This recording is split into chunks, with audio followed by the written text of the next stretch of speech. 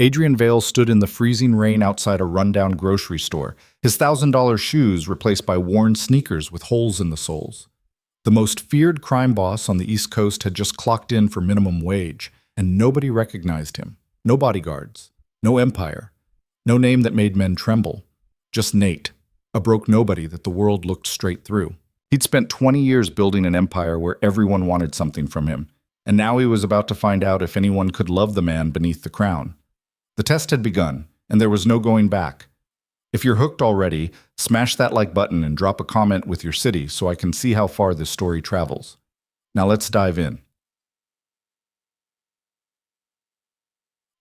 The rain came down harder as Adrian Vale, no, as Nate Mercer now, pushed through the employee entrance of Morrison's Grocery on the south side of the city. The fluorescent lights buzzed overhead, casting everything in a sickly yellow glow that made the cracked linoleum floors look even more depressing. He was 3 hours into his first shift, and his feet already ached in ways he'd forgotten were possible. "Mercer, aisle 7 needs restocking. Move it!" The voice belonged to Derek, the assistant manager, a balding man in his 40s who wore his tiny amount of authority like a general's uniform. In Adrian's real life, men like Derek wouldn't dare meet his eyes. They'd stammer and sweat and do whatever he asked before he even finished asking. But here, in this new skin, Derek felt perfectly comfortable barking orders and watching him scramble. Adrian grabbed the hand truck loaded with canned goods and wheeled it toward aisle 7, his shoulders protesting. He'd been trained to fight, to shoot, to negotiate million-dollar deals in 3 languages. Nobody had trained him to stock shelves for 8 hours straight, while a middle manager treated him like he was too stupid to breathe. "Careful with those," Derek called after him. "Last guy dropped a case and it came out of his paycheck." Adrian didn't respond. He'd learned that much already. The invisible didn't talk back. This whole thing had started 6 weeks ago, in his penthouse office overlooking the city. Adrian had been sitting at his desk reviewing reports from his operations across 5 states, when Marcus, his oldest friend and most trusted lieutenant, had walked in with the usual updates. Numbers, percentages, territories expanding, enemies contained. Everything running smooth. "Another one bailed," Marcus had said, dropping a folder on the desk. "That actress you were seeing took the jewelry and ran. Tabloids already have photos of her with some tech billionaire in Monaco." Adrian hadn't even looked up. "Which one was she?" "The brunette. Said she loved you. Lasted 3 months." "They always last about 3 months." Adrian had closed the file in front of him, suddenly tired. "That's how long it takes them to realize I'm not going to marry them and make them queens of the empire. Then they take whatever they can carry and find the next rich bastard." Marcus had poured himself a drink from the bar cart. "You could try dating someone who isn't a professional gold digger." "I've tried everything, Marcus. Actresses, models, businesswomen, socialites, even that nonprofit director who seemed genuinely good." Adrian had stood and walked to the window, looking down at the city he controlled from the shadows. "They all want the same thing: the power, the money, the status, the access. Nobody sees me. They see what I can do for them." "So what are you going to do? Become a monk?" That's when the idea had hit him. Crazy, reckless, maybe impossible. But once it lodged in his brain, he couldn't shake it. "I'm going to disappear." Marcus had choked on his drink. "What?" "I'm going to become nobody, completely broke, invisible. And I'm going to find out if anyone can love me when I have nothing to offer." "That's insane." "Probably. But I need to know, Marcus. I need to know if it's even possible." It had taken 2 weeks to set everything up. Marcus handled the empire. He'd been doing half the real work for years anyway. Adrian's lawyers created a bulletproof false identity.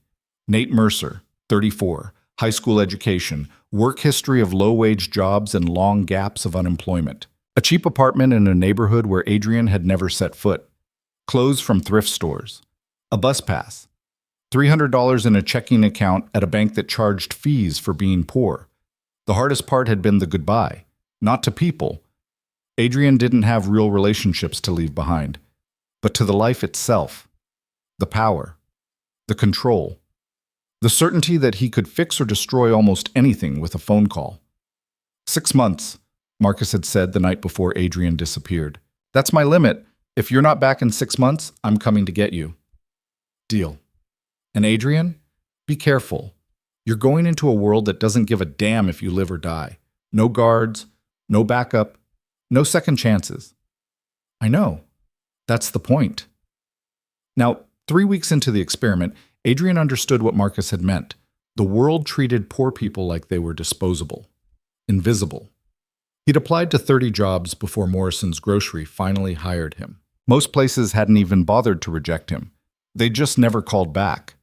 The apartment he'd rented had mold in the bathroom and a landlord who cashed checks but didn't fix anything. His neighbors looked through him like he wasn't there. "Yo, Mercer, you deaf! I said aisle 7! Adrian snapped back to the present and started shelving cans of soup, forcing his hands to move at the pace of someone who needed this job to eat. Someone who couldn't afford to get fired for having an attitude. He was halfway through the third case when he heard her voice. "Excuse me? Do you work here?" Adrian turned and froze. She was standing at the end of the aisle wearing a faded purple jacket that had seen better years and holding a list in her hands. Mid-20s, maybe. Soft features, gentle brown eyes, brown hair pulled back in a simple ponytail. She was overweight, the kind of woman fashion magazines and movies taught people to ignore. But there was something in her expression that made Adrian forget the stock phrase he was supposed to say. She looked kind. Genuinely kind. Like she actually cared whether he had a good answer. "Yeah, I work here," he managed. "What do you need?" "I'm looking for the pasta aisle. I know that sounds silly, but this store is bigger than I thought, and I'm kind of turned around." Her voice was quiet, almost apologetic, like she was afraid of being a burden. Something about that made Adrian's chest tighten. "It's not silly. Store's laid out weird." He pointed toward the back. "Aisle 12. Other side. Near the deli." "Thank you so much." She smiled, a real smile that reached her eyes, and started to walk away. "You shopping for a lot of people?" The question came out before Adrian could stop it. She turned back, surprised. "What?" "Your list. It's long. Just wondering if you're feeding a family or something." Why was he talking to her? He was supposed to be invisible. Do the job. Go home. Don't make connections. But she didn't seem bothered by the question. If anything, she looked pleased that someone had noticed. "Oh, no, not a family. I run a reading program for kids at the community center on Maple Street. We do snack time after the sessions, and I try to keep it healthy. You know, fruit, crackers, peanut butter, stuff that doesn't cost too much but isn't total junk." She paused, suddenly self-conscious. "Sorry, you probably don't care about all that." "I do care." The words came out softer than he'd intended, and for a second they just looked at each other. Adrian could see the exact moment she decided he wasn't making fun of her, the small relaxation in her shoulders, the slight warming of her smile. "Well, thank you for caring. And for the directions." She turned again, heading for aisle 12. Adrian watched her go, something unfamiliar stirring in his chest. Then Derek's voice cut through the moment like a knife. "Mercer, stop flirting and finish stocking. We got a truck coming in 20 minutes. Adrian went back to the cans, but his mind stayed on the girl in the purple jacket. The next time he saw her was 4 days later, outside the Morrisons, where he'd just finished a double shift. His body ached in places he didn't know could ache, and all he wanted was to collapse on the lumpy mattress in his depressing apartment and sleep for 12 hours. But there she was, standing under the broken streetlight near the bus stop, struggling with 3 bags of groceries that looked like they were about to split. She kept shifting them, trying to find a grip that would work. And Adrian could see from 20 feet away that she was losing the battle. He should walk past. Stay invisible. Get on his bus and go home. Instead, he crossed the parking lot. "Need help?" She looked up, startled, then recognition crossed her face. "Oh, you're from the other day, the pasta directions guy." "Nate," he said, offering his hand. "Nate Mercer." "Lily Hart." She shook his hand with the 2 fingers that weren't occupied holding bags. Her grip was warm and a little uncertain. "And yes, I really do need help. These bags are about 2 seconds from exploding all over the sidewalk. Let me take them." "You don't have to." "I know. Let me anyway." She studied him for a second, like she was trying to figure out if this was safe or if he had some angle. Then she handed over 2 of the bags, keeping the lightest one for herself. "Thank you. I usually make 2 trips, but I was running late and thought I could manage everything at once. Classic overconfidence. They started walking toward the bus stop together, and Adrian noticed how slowly she moved. Not lazy, but careful. Like she'd learned to take up as little space as possible. Like she'd spent years trying not to be noticed. He knew that feeling now. He'd only been living it for 3 weeks, but he recognized it in her like a mirror. "You waiting for the number 12? He asked. "Yeah, you too?" "Yeah." They stood together in the cool evening air, and Adrian found himself studying her in his peripheral vision. She had a softness about her that the world probably saw as weakness. But there was something else there too, something steady and genuine that most people missed because they didn't bother looking past the surface. "So the reading program," he said. "How long have you been doing that?" Lily's face lit up, and suddenly she looked completely different, alive, passionate. 3 years. It started as just me and 4 kids in my apartment, but it grew. Now we have about 20 kids who come regularly, ages 5 to 12. Most of them are behind in school, or their parents work nights and can't help with homework, or they just need a safe place to be for a few hours. She paused, then added quietly, "Nobody else was doing it, you know? So I figured I would." "That's incredible." "It's not incredible. It's just necessary." She looked down at the bag in her hands. "Sometimes I think I'm not doing enough. The center where we meet is falling apart, and I can barely afford supplies, and I'm not a real teacher or anything. I just love books and kids, and I'm trying my best." Adrian felt something crack open inside him.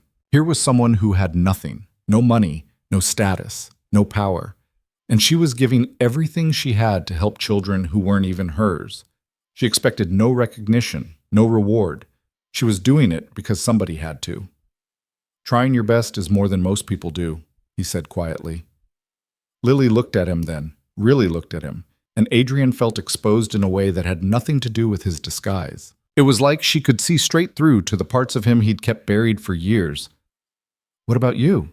she asked. "What's your story, Nate Mercer?" He almost laughed. What could he possibly say that wouldn't be a lie? "Not much to tell. I'm just trying to figure some things out. Took this job to clear my head." "Stocking shelves clears your head?" "Better than some alternatives." She smiled at that, and Adrian realized he wanted to make her smile again. And again. As many times as possible. The bus pulled up, hydraulics hissing. They climbed aboard together, and Lily swiped her pass while Adrian fed crumpled bills into the machine. The only empty seats were in the back, side by side. They sat, and the bags rested between them like a barrier that wasn't really a barrier at all. "Can I ask you something?" Lily said after a few stops. "Sure." "Why did you help me?" "With the bags, I mean." Most people would have just kept walking. Adrian considered the question. In his real life, he helped people when it served his interests. Information, loyalty, leverage. But here, in this moment, there was no angle, no benefit, no strategy. "Because you looked like you needed help," he said simply, "and because I wanted to." Lily was quiet for a moment, and when she spoke again, her voice was soft. "People don't usually want to. Help me, I mean." "Why not?" She shrugged, but Adrian could see the hurt underneath it. "I'm not the kind of person people notice. I'm overweight, I'm shy, I don't have money or connections or anything interesting to offer. I'm just plain, forgettable." Adrian turned to look at her fully, and the automatic denial died on his lips, because he understood suddenly that she didn't want empty reassurance. She wanted honesty. "You're not forgettable," he said.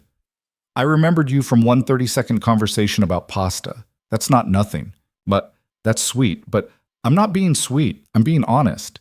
You do something real. You care about kids nobody else cares about. You smile at strangers in grocery stores like they're worth smiling at. That's the opposite of forgettable. That's rare." Lily stared at him, and Adrian saw tears gathering at the corners of her eyes. She blinked them away quickly, but not before one escaped down her cheek. "Sorry," she whispered. "I'm not used to people saying things like that. Maybe people should say them more often." The bus lurched to a stop, and Lily stood quickly, grabbing her bag. "This is me. Thank you for carrying the groceries and for talking to me. Anytime." She started to walk away, then turned back. "The reading program meets on Tuesdays and Thursdays, 6 to 8 p.m., at the community center on Maple Street. if you ever want to stop by. We always need volunteers, but no pressure or anything. I just thought, I don't know. You seem like someone who might care about that kind of thing. I'll think about it, Adrian said, even though he already knew he'd be there. Lily nodded and stepped off the bus, and Adrian watched through the window as she walked down the darkening street, carrying her groceries and her impossible kindness into a world that didn't deserve either. He showed up the following Tuesday with no plan beyond seeing her again. The community center on Maple Street was worse than he'd imagined. The building looked like it had been condemned and then uncondemned by someone who didn't want to do the paperwork. Cracked windows covered with cardboard, graffiti on the walls, a front door that hung slightly crooked on its hinges. Adrian pushed inside and followed the sound of children's voices down a narrow hallway that smelled like mildew and old paint. The room at the end was small and cramped, with mismatched furniture and fluorescent lights that flickered epileptically. But it was clean, and there were books everywhere, stacked on shelves, piled in corners, scattered across tables. And there was Lily, sitting cross-legged on the floor, surrounded by 7 kids of various ages, reading from a picture book with voices and gestures that made them giggle. She was completely absorbed, giving the story everything she had, and the children were riveted. Adrian stood in the doorway and just watched. She looked different here, less apologetic, more herself. Like this cramped, broken-down room was the one place in the world where she didn't have to make herself smaller. One of the kids noticed him and tugged on Lily's sleeve. She looked up, saw him, and her whole face brightened. "Nate, you came!" She stood, and suddenly all 7 kids were staring at him with the brutal honesty only children could manage. "Everyone, this is my friend Nate. Nate, this is everyone." A small girl with braids raised her hand. "Are you Lily's boyfriend?" "Maya." Lily's face went bright red. "That's not... We're just friends. He works at the grocery store where I shop." "Do you like reading?" asked a boy with glasses who looked about 10. "Yeah," Adrian said, stepping into the room. "I do." "What's your favorite book?" asked another girl, younger, missing her front teeth. Adrian's mind went blank. What the hell was his favorite book? In his real life, he read intelligence reports and financial statements. When was the last time he'd read something just because he wanted to? "The Count of Monte Cristo," he said finally, pulling up a memory from college. "What's it about?" the boy with glasses asked. "Revenge," Adrian said, then caught Lily's expression. "And forgiveness. Eventually." "Cool." Lily rescued him by clapping her hands together. "Okay, team, let's finish our story and then we'll do snack time. Nate, there's a chair in the corner if you want to sit." He sat and watched as she guided the kids through the rest of the picture book, then helped them sound out words in their own reading books. She was patient in a way that didn't feel forced. She never talked down to them. She listened when they spoke, really listened, like their thoughts and feelings mattered as much as any adults. During snack time, apple slices and crackers with peanut butter, the kids swarmed around him with questions. Where did he live? Did he have any pets? Could he do a handstand? Had he ever been to Disneyland? Adrian answered as honestly as he could without revealing anything real. Yes, he lived nearby. No pets. Couldn't do a handstand. Never been to Disneyland. That last one made them gasp in collective horror. "You've never been?" Maya demanded. "Never." "That's so sad," said the girl with missing teeth. "Everyone should go to Disneyland." "Maybe someday," Adrian said, and meant it. In his real life, he could buy Disneyland if he wanted to, but he'd never actually gone. Never stood in line for rides or eaten overpriced churros or watched fireworks with sticky-faced children. He'd been too busy building an empire. After snack time, the kids went back to their books, and Lily came to sit beside him on the floor, her back against the wall. "Thank you for coming," she said quietly. "It means a lot. To them. To me. I didn't do anything. You showed up, that's something." They sat in comfortable silence for a while, watching the kids read and occasionally argue over who got which book. Adrian felt something he hadn't felt in years, maybe ever. Peace. Simple, uncomplicated peace. "Can I ask you something?" Lily said. "Sure." "Why did you really come tonight? I mean, you barely know me.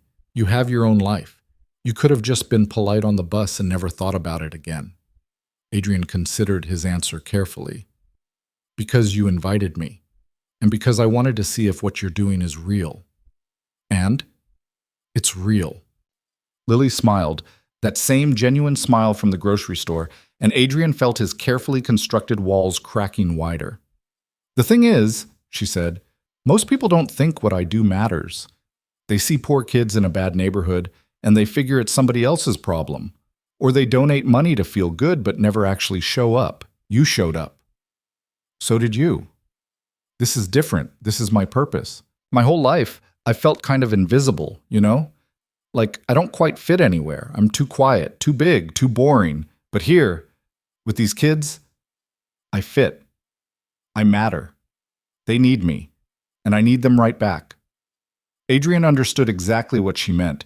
He'd spent 20 years being seen only for his power, and 3 weeks being invisible by design.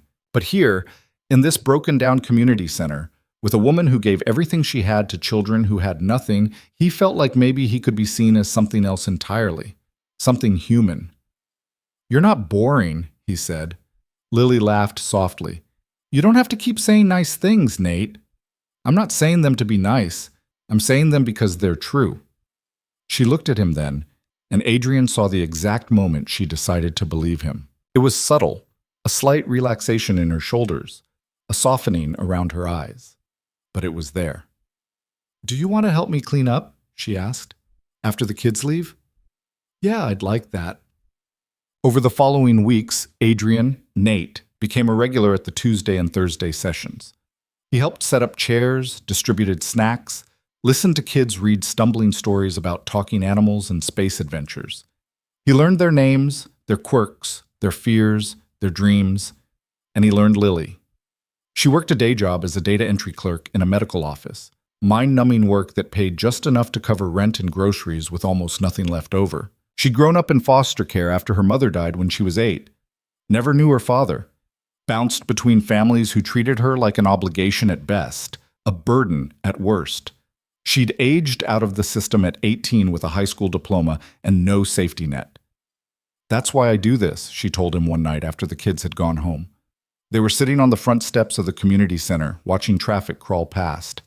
Because I know what it feels like to be invisible, to have nobody fighting for you. I can't fix everything for these kids, but I can give them a few hours a week where they matter. You're fighting for them, Adrian said. I'm trying, but honestly, sometimes I feel like I'm just putting a Band-Aid on a bullet wound. Look at this place. She gestured at the building behind them. It's falling apart. The landlord keeps raising the rent even though he won't fix anything. I'm using my own money to buy books and supplies, and I'm almost broke. I don't know how much longer I can keep this going.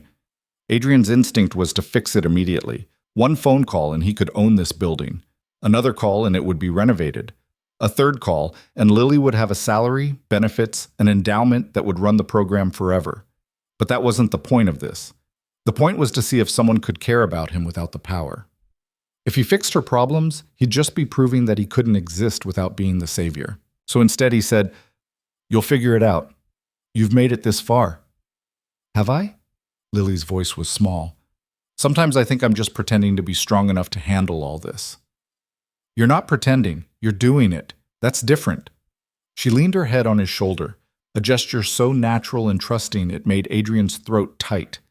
This was the woman who said she was invisible, yet here she was, letting him see parts of herself she probably didn't show anyone else. Thank you, Nate, she whispered. For what? For being here. For caring. For treating me like I'm not invisible. Adrian closed his eyes and let himself feel the weight of her head on his shoulder, the warmth of her presence beside him, the terrifying and wonderful possibility that maybe, for the first time in his life, someone was beginning to care about him for reasons that had nothing to do with what he could provide. You were never invisible, Lily, he said quietly. The world just wasn't paying attention. It was the 8th week of Adrian's experiment when everything started to shift.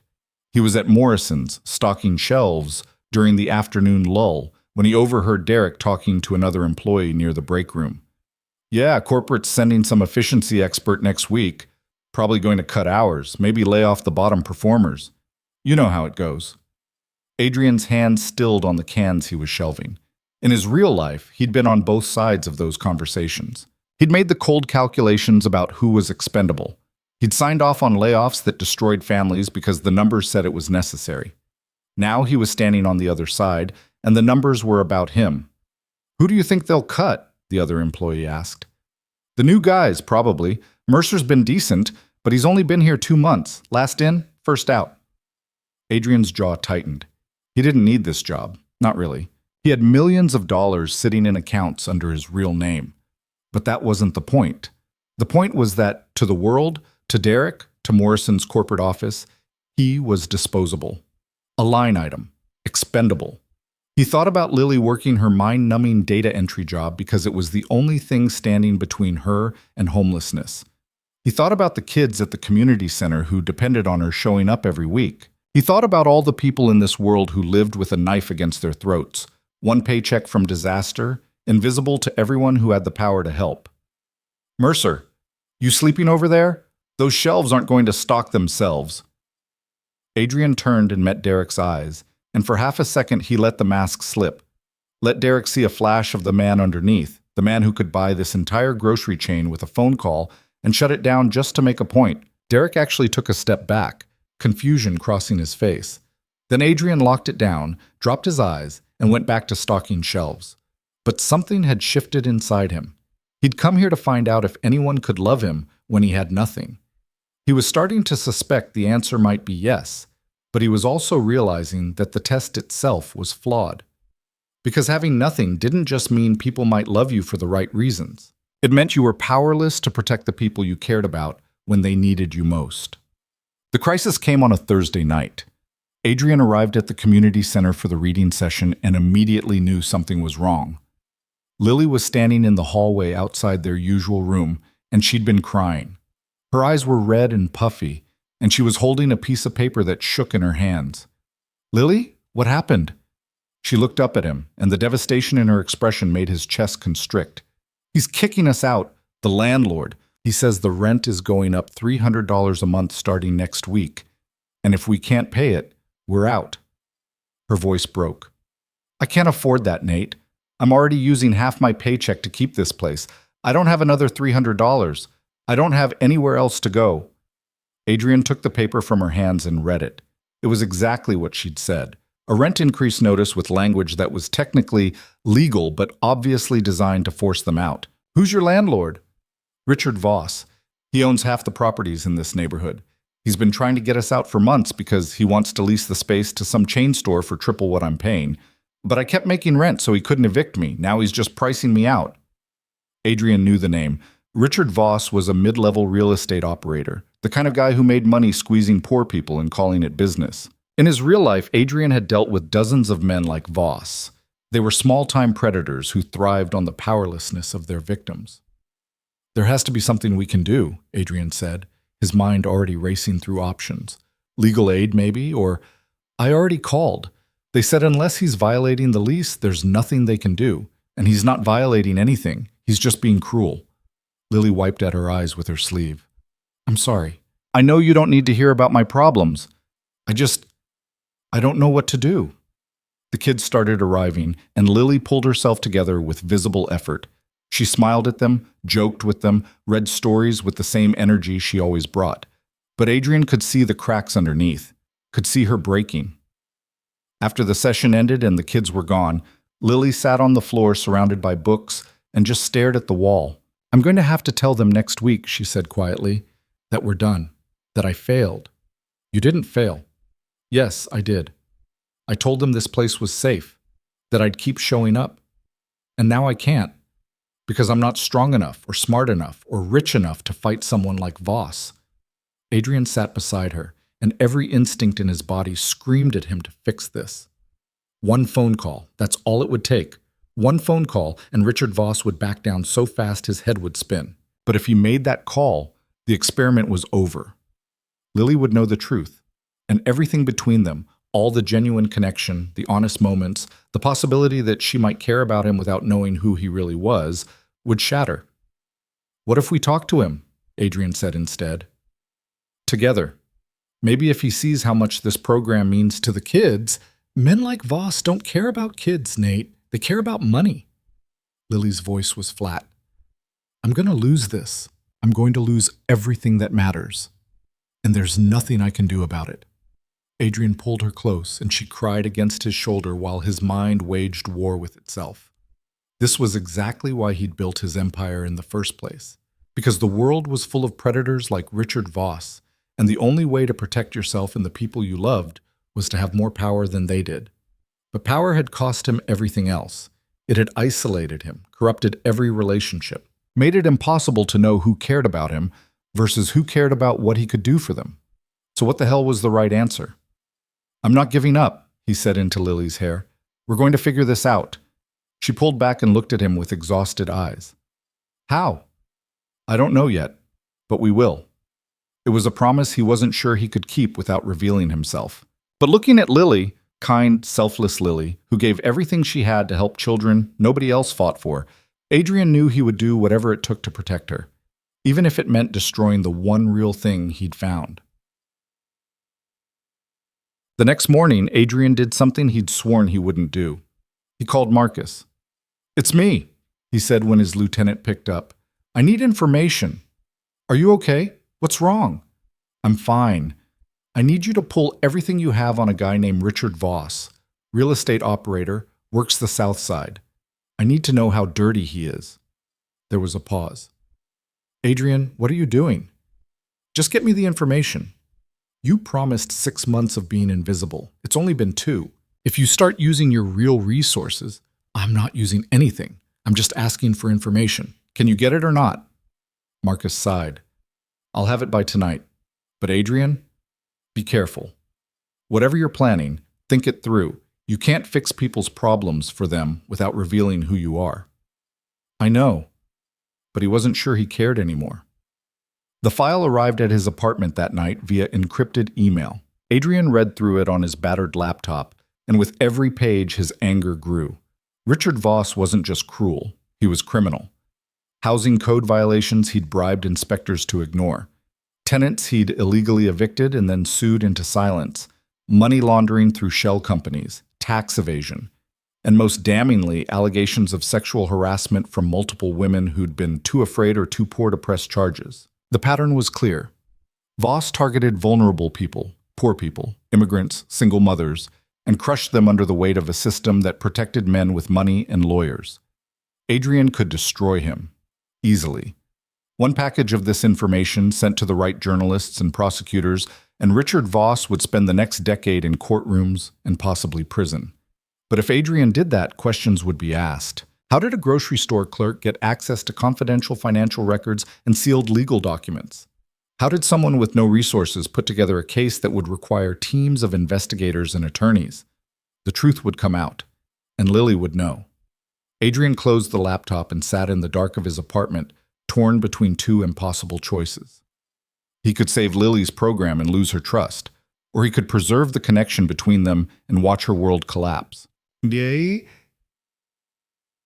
Tuesday night, the reading session was subdued. The kids sensed something was wrong, and Lily was barely holding it together. She read with less energy, smiled less often, and kept glancing at the door like she expected Richard Voss to walk in and start packing boxes.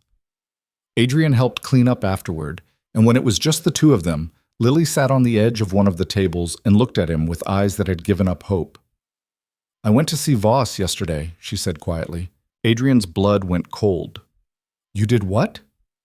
"I tried to talk to him, explain about the kids, ask if there was any way we could work out a payment plan or find a compromise." Her voice was shaking. "He laughed at me, Nate. He actually laughed. Said poor people shouldn't run programs for poor kids if they can't afford it. Said I was wasting his time." "Lily, and then he..." She stopped, her face going pale. "What did he do?" "He said there might be a way we could work something out. That if I was nice to him, he could be flexible about the rent." The words came out barely above a whisper. "He put his hand on my knee. Told me to think about it and come back when I was ready to be reasonable." Adrian's vision went red. In his real life, he'd hurt people. He'd ordered violence when necessary. He'd made men disappear for crossing lines far less offensive than what Richard Voss had just done. And every protective, vicious instinct he'd built over 20 years was screaming at him to drag Voss into an alley and teach him what happened to men who touched women like that. Did he hurt you? Adrian's voice was deadly quiet. No, I left. But Nate, I don't know what to do. I can't pay the new rent. I can't go back there. I can't. Her voice broke, and she started crying. Adrian pulled her into his arms and held her while she shook. And behind the comfort, his mind was making calculations he'd promised himself he wouldn't make. Richard Voss had just crossed a line, and Adrian was done pretending to be powerless. Listen to me, he said, pulling back so he could look Lily in the eyes. You're not going back there. You're not dealing with him. I'll handle it. How? You're a grocery store clerk, Nate. What are you going to do? Good question. Adrian could feel the experiment crumbling around him. Every choice he made now would reveal pieces of the truth. But looking at Lily, sweet, selfless Lily, who'd been hurt by a predator simply because she didn't have the power to fight back, Adrian realized something. He'd set up this test to find out if anyone could love him without his power. But maybe that was the wrong question. Maybe the right question was whether he could use his power for something other than himself. I'll figure it out, he said. Trust me. Lily searched his face, and Adrian could see the doubt there. How could a poor man with no connections possibly stand up to someone like Richard Voss? But underneath the doubt, there was something else. A tiny, fragile hope that maybe, just maybe, someone would finally fight for her. Okay, she whispered. I trust you. And with those 3 words, Adrian Vale, invisible, powerless Nate Mercer, made a choice that would change everything. Adrian left Lily and the community center with a promise to call her the next day, then walked 6 blocks through the rain before he stopped in a narrow alley between 2 shuttered buildings and pulled out the burner phone he'd kept hidden in his apartment. His hands were steady as he dialed, but his mind was racing through possibilities and consequences, each one darker than the last. Marcus answered on the first ring. Talk to me. I need you to do something, Adrian said, his voice low. And I need you to do it without asking questions. That bad? Worse. The file you sent me on Richard Voss, I need you to package it. Every violation, every bribe, every harassment allegation. Make it bulletproof. Then I need you to deliver it to someone who can actually do something with it. There was a long pause. Adrian, if you go after this guy using your resources, people are going to ask how a grocery store clerk got access to this kind of information. Your cover will be blown in 48 hours. I know. So what's the play here? Adrian closed his eyes and saw Lily's face. The devastation when she'd told him about Voss putting his hand on her knee. The exhausted hope when she'd said she trusted him. The play is that I'm done watching good people get crushed by predators just because I'm running some experiment in invisibility. This guy crossed a line. I'm putting him down. And the girl, Lily? She can't know it came from me. Not yet. Can you make it look like an anonymous tip? Something that would hold up to scrutiny? Marcus was quiet for a moment, and Adrian could practically hear him thinking through the logistics. I can route it through a nonprofit watchdog group. Make it look like they've been investigating Voss for months and finally got enough evidence to move. But Adrian, this doesn't solve your bigger problem. What problem? You're falling for her, and she doesn't even know who you are. Adrian leaned against the wet brick wall and let the rain soak through his cheap jacket. I know. So what happens when she finds out? When she realizes the broke guy she's been confiding in is actually a crime boss who's been lying to her for 2 months? I don't know, Marcus. I'm making this up as I go. That's not like you. Nothing about this is like me. That's the whole point. Adrian straightened and wiped rain from his face. Just get me the package on Voss. I'll handle the rest. You're sure about this? I'm sure he hurt someone I care about. That's enough. Marcus sighed. I'll have it ready by tomorrow afternoon. But Adrian, be careful. You're walking a very thin line here. Story of my life. Adrian ended the call and stood in the rain for another 10 minutes, letting the cold water clear his head. He just made a choice that would start unraveling everything he'd built over the past 2 months. Once he went after Voss, questions would follow. Investigations, scrutiny, and eventually, the truth. But when he thought about Lily sitting alone in that crumbling community center, trying to figure out how to tell 20 kids that she'd failed them, the choice didn't feel complicated at all. He'd spent 20 years building power to protect himself. Maybe it was time to use it to protect someone else. The next morning at Morrison's, Adrian was stocking the cereal aisle when Derek approached with a clipboard and an expression that meant bad news. Mercer, I need to talk to you. Adrian set down the box he was holding and waited. Corporate's doing the efficiency review next week, like I mentioned. They're looking at performance metrics, attendance, customer feedback, the whole deal. Derek shifted uncomfortably. I'm supposed to identify the bottom 10% in each department. You're new, your numbers are okay, but not great. And honestly, you don't really seem like you need this job anyway. What does that mean? It means you show up, you do the work, but you're not hungry for it. You're not trying to move up or make connections or kiss ass like everyone else who wants to keep their job. You're just here, like you're killing time. Adrian almost laughed. Derek had no idea how accurate that assessment was. So I'm getting cut? Not yet. But if you want to stay, you need to step it up. Smile more, talk to customers, show some initiative, prove you're worth keeping around. Derek paused, then added more quietly, for what it's worth, you're a decent guy. You don't cause problems, but decent doesn't pay the bills, you know? I know. Derek walked away and Adrian went back to shelving cereal while his mind worked through the implications. In his real life, he would have fired Derek just for the condescension in his voice. But here, in this skin, Derek was right. Adrian was just killing time, going through the motions. He didn't need this job, didn't care about it, and everyone could tell. Which meant that even in his experiment at being invisible, he was still failing at being genuinely poor. Because real poverty didn't give you the luxury of not caring. Real poverty meant every job was life or death. Every shift mattered. Every paycheck was the difference between eating and going hungry. He thought he was learning what it meant to have nothing, but he was still carrying the psychological safety net of knowing he could end this anytime he wanted. That wasn't the same thing at all. Excuse me, do you work here? Adrian turned to find an elderly woman with a cane squinting up at the top shelf. Yes, ma'am. What can I help you with? I need the whole grain oats, but they're too high up for me to reach. No problem. Adrian grabbed the box and handed it to her. Thank you, dear. You're very kind. She smiled at him, a real smile, warm and grateful. And Adrian felt something shift inside him. This was real. This moment. This woman who needed help and got it. This tiny exchange that meant nothing to him but might mean everything to her. Maybe Derek was right. Maybe Adrian had been killing time instead of actually living in the life he'd chosen. Maybe the whole point wasn't just to be poor, it was to understand what it meant to matter in small ways, to be needed for something other than power. You're welcome, he said, and meant it. That afternoon, Marcus texted him a location. Adrian took his lunch break and walked 8 blocks to a coffee shop he'd never been to, where Marcus was waiting in a back booth with a manila envelope. You look terrible, Marcus said by way of greeting. It's been a rough week. Adrian slid into the booth and took the envelope. This everything? Everything that matters. Housing violations going back 6 years. Financial records showing bribes to 3 different city inspectors. Testimony from 4 women willing to go on record about harassment, and tax documents that prove he's been laundering money through his properties. It's a federal case if the right prosecutor picks it up. Who's the right prosecutor? Assistant DA named Jennifer Reeves. She's clean, ambitious, and she's been trying to build cases against slumlords for 2 years. This will make her career.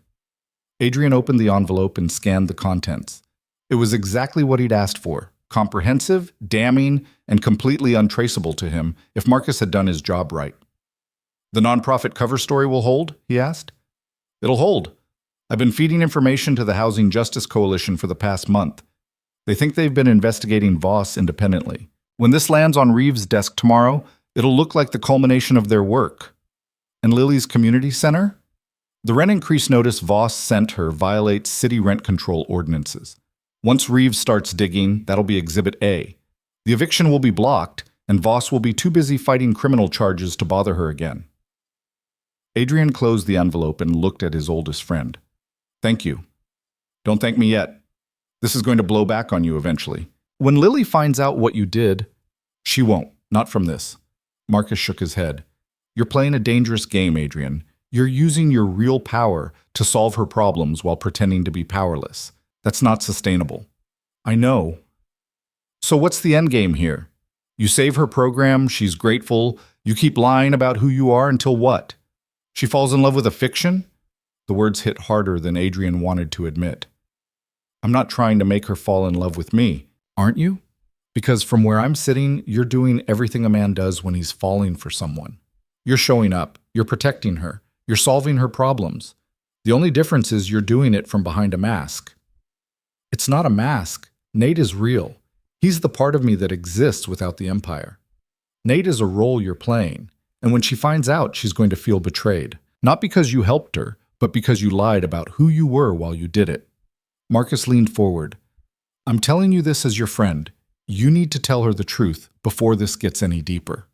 Adrian knew Marcus was right, but the thought of telling Lily the truth, of watching her face change from trust to shock to anger, made his chest tighten in ways he'd never experienced before.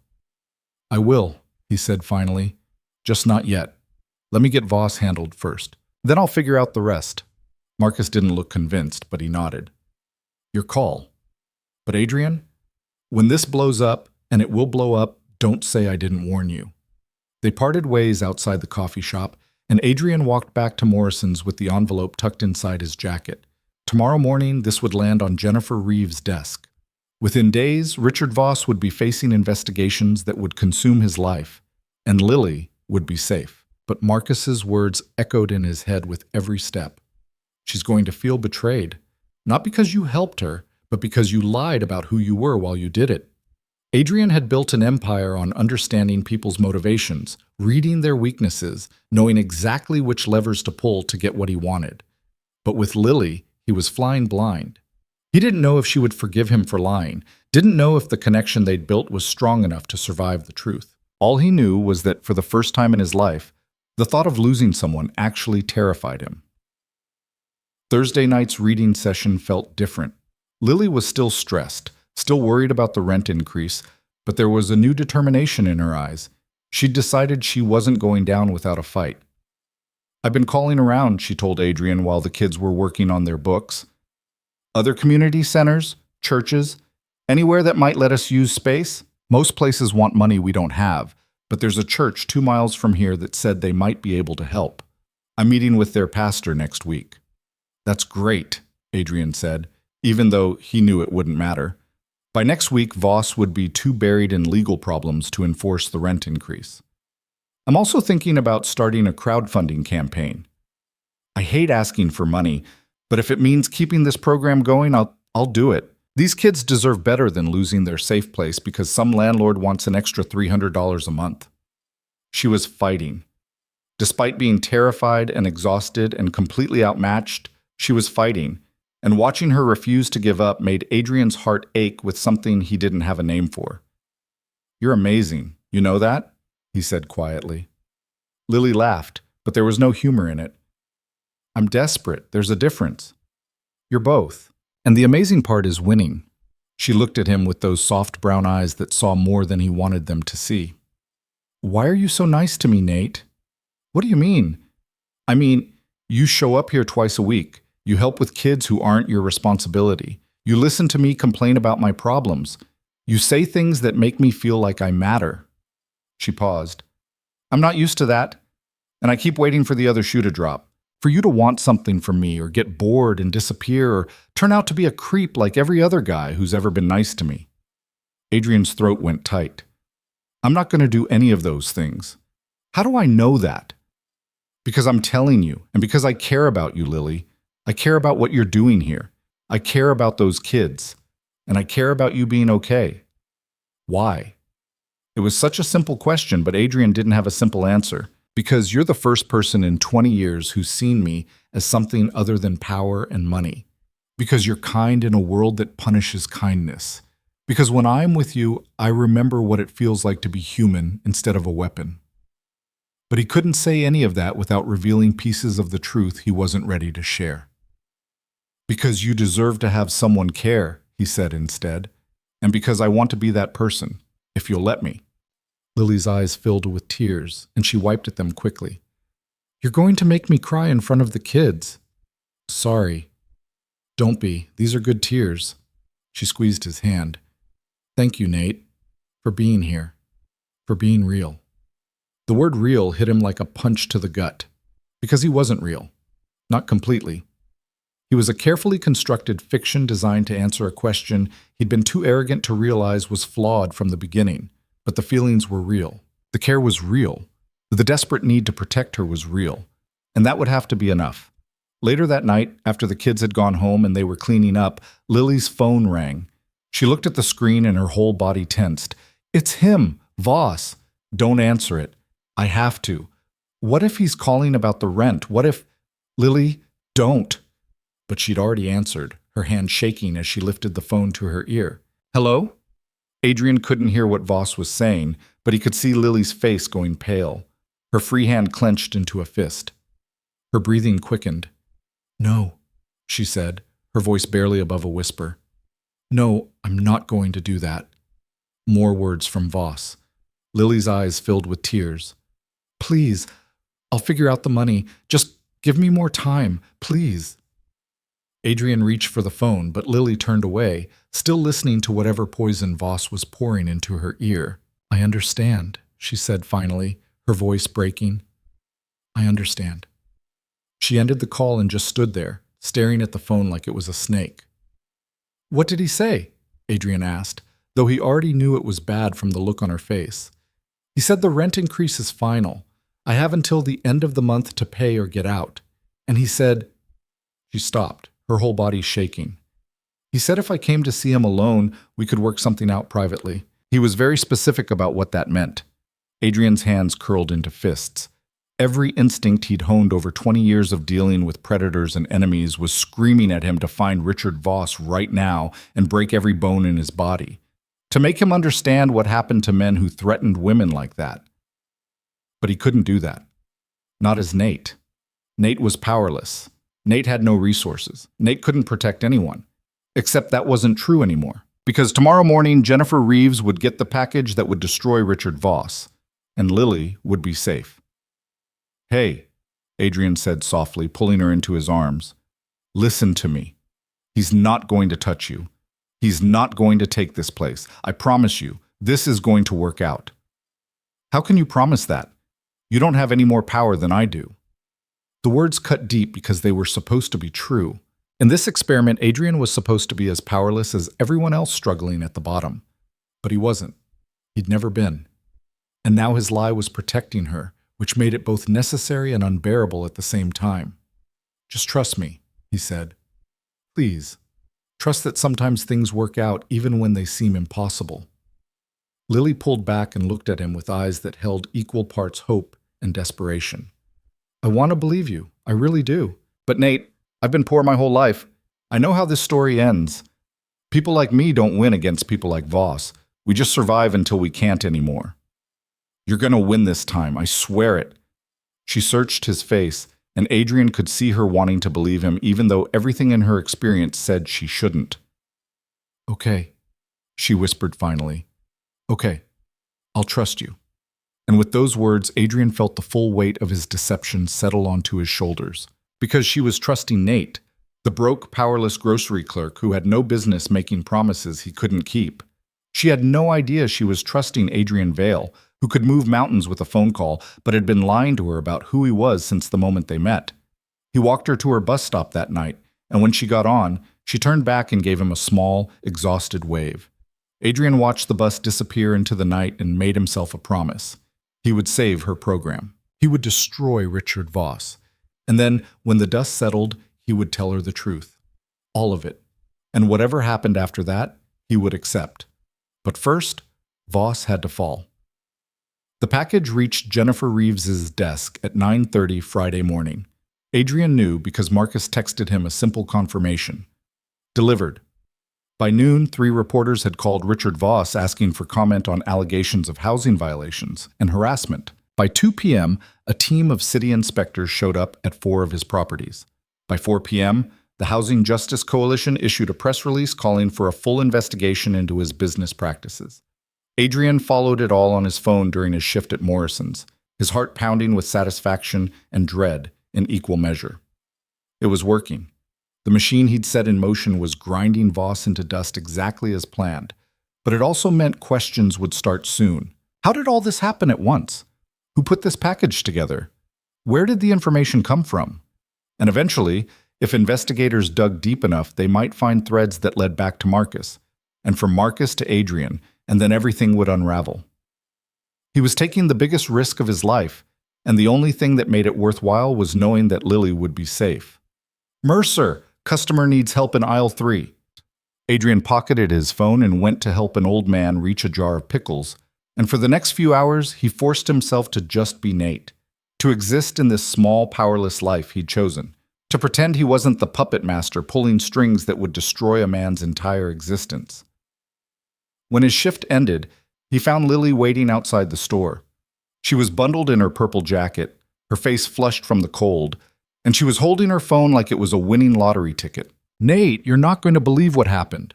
"What?"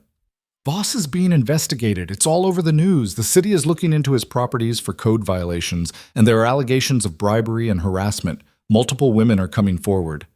Her eyes were wide with shock and hope. "They're saying he might be arrested, that he's going to lose everything." Adrian made himself look surprised. "That's incredible." "I know, and there's more. A legal aid attorney called me this afternoon.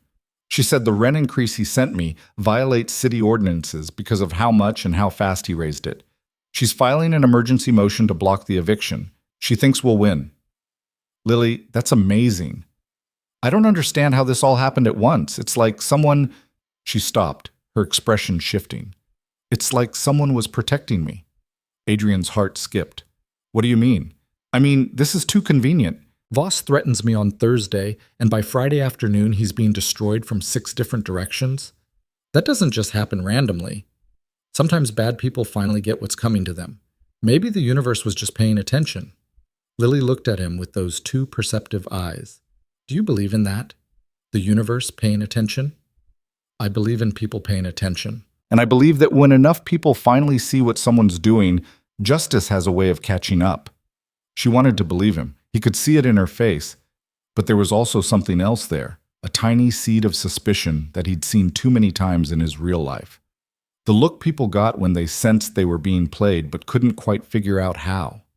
"Well, whoever's responsible, I'm grateful," she said finally. "I'm just grateful." They walked together to the bus stop, and Lily talked the whole way about her plans for the program now that it might survive. New books she wanted to buy, art supplies, maybe even a field trip to the library downtown. She was animated in a way Adrian had never seen before, and watching her hope come back to life made every risk he'd taken feel worth it. But when they reached the stop and waited for their buses, she turned to him with a serious expression. "Nate, can I ask you something?" "Of course." "If you had power, real power, would you use it to help people, or would you use it for yourself?" The question caught him off guard. "Why are you asking?" "Because I've been thinking about it a lot lately, about how different the world would be if the people with power actually cared about the people without it, if they used their money and influence to fix things instead of just taking more for themselves." She looked down at her hands. "I know it's naive, but sometimes I imagine what I'd do if I suddenly had $1 million, or knew important people, or had any kind of real influence, and I think I'd try to help, to make things better, even if it was just a little bit." Adrian's throat tightened. "I think you'd be amazing at it." "What about you? What would you do?" He thought about his empire, about the 20 years he'd spent building power and using it to protect himself, expand his territory, crush his enemies, and accumulate more wealth than he could spend in 10 lifetimes. He'd told himself it was necessary, that the world was brutal and only the strong survived. But looking at Lily, genuinely good Lily who had nothing and gave everything, Adrian realized how hollow that justification had always been. "I think I'd try to be more like you," he said quietly. "Use whatever I had to help people who needed it. Make things better instead of just protecting my own interests." "You're sweet. I'm honest." Lily's bus pulled up and she started to board, then turned back. "Nate, thank you for being here, for believing in me when I couldn't believe in myself. You don't know how much that means." "I think I do." She smiled and got on the bus, and Adrian watched it pull away into traffic. Then he pulled out his phone and called Marcus. "It's done," he said when Marcus answered. "Voss is falling apart exactly like we planned." "I know. I've been monitoring it. Reeves is going after him hard. He'll be in custody by Monday, probably." "Good. Adrian, we need to talk about the next part. because Lily's going to start asking questions. And when she does, I'll handle it. How? Adrian closed his eyes and felt the weight of every lie he'd told settling onto his chest. I don't know yet, but I'll figure it out. You're in love with her. It wasn't a question. Marcus said it like a fact, and Adrian didn't have the energy to deny it. Yeah, I think I am. Then you need to tell her the truth before someone else does. Because this can't stay hidden forever, and the longer you wait, the worse it's going to be when it comes out. I know. Do you? Because from where I'm sitting, you're about to lose the first real thing you've had in 20 years because you're too scared to be honest. The words stung because they were true. Adrian had faced down rival crime bosses, federal investigators, and assassination attempts without flinching. But the thought of telling Lily the truth and watching her look at him with betrayal instead of trust made him want to run. I'll tell her, he said. Soon. I just need to make sure she's completely safe first. Adrian, I'll tell her, Marcus, I promise. But as he hung up and started walking home through the darkening streets, Adrian wasn't sure he could keep that promise. Because telling Lily the truth meant risking everything. And he'd just discovered that some things were more terrifying than any enemy he'd ever faced, like the possibility that the one person who'd seen him as human might never look at him the same way again. Monday morning brought rain and headlines. Adrian was restocking the bread aisle when he saw it on his phone. Richard Voss arrested on multiple charges including bribery, tax evasion, and criminal harassment. The photograph showed him being led out of his office building in handcuffs, his face twisted with rage and disbelief. 3 of his properties had been condemned overnight. His bank accounts were frozen pending investigation. The machine Adrian had built was running perfectly, grinding Voss into nothing with the efficiency of a system that never forgot and never forgave. In his old life, Adrian would have felt satisfaction at watching an enemy destroyed. But now, standing in a grocery store wearing a name tag that wasn't his, all he felt was the growing weight of what he'd done and what it meant. His phone buzzed with a text from Lily. Can you come to the center tonight? Something happened. Good news, but I need to tell you in person. He texted back immediately. I'll be there. The rest of his shift dragged like hours were days. Derek came by twice to remind him about the efficiency review, about smiling more and engaging customers, about proving he deserved to keep his job. Adrian nodded and said the right things while his mind stayed locked on Lily and whatever news she had to share. When 6 o'clock finally came, he clocked out and practically ran the 8 blocks to the community center. Lily was waiting outside, and the moment Adrian saw her face, he knew something fundamental had shifted. She wasn't just happy, she was radiant, transformed, like someone had lifted a crushing weight off her shoulders, and she was remembering what it felt like to breathe. Nate! She threw her arms around him before he could say anything, hugging him so tightly he could feel her heartbeat against his chest. It's over. It's really over. What happened? She pulled back, her eyes shining with tears that hadn't fallen yet. The legal aid attorney called this morning. Voss's arrest triggered an emergency audit of all his properties. The judge ruled that every rent increase he issued in the past 6 months was illegal. Every single one. And because of the code violations, the city is taking over management of his buildings until everything gets sorted out. Lily, that's incredible. It gets better. The community center's rent is being rolled back to what it was a year ago. And the new management company said they're going to do actual repairs, real repairs. They're fixing the roof, the electrical, everything. She was laughing and crying at the same time. We're not just surviving, Nate. We're actually going to be okay. Adrian felt something break open in his chest, relief so profound it almost hurt. She was safe. The program was safe. The kids were safe. Everything he'd risked had been worth it. I'm so happy for you, he said, and meant it with every part of himself. I keep thinking about what you said, about the universe paying attention. Maybe you were right. Maybe someone was looking out for us. She wiped at her eyes. Or maybe good things can actually happen to good people sometimes. I don't know. I'm just grateful. They walked into the center together, and the kids swarmed Lily the moment they saw her, sensing her joy and feeding off it. She told them about the rent being fixed and the repairs that were coming, and they cheered like she'd told them they were going to Disneyland. Adrian stood back and watched, and something Marcus had said kept echoing in his mind. You're in love with her. He was. completely, terrifyingly. He loved the way she read stories with different voices for every character. Loved how she always made sure the quietest kids got heard. Loved that she cried when she was happy and fought when she was scared and gave everything she had to people who could never pay her back. And she had no idea who he really was. After the reading session ended and the kids had gone home, Lily sat beside him on the floor surrounded by picture books and looked at him with an expression he couldn't quite read. "Can I tell you something?" she asked quietly. "Always. I've been alone for most of my life, not just single, but actually alone. No family, no close friends.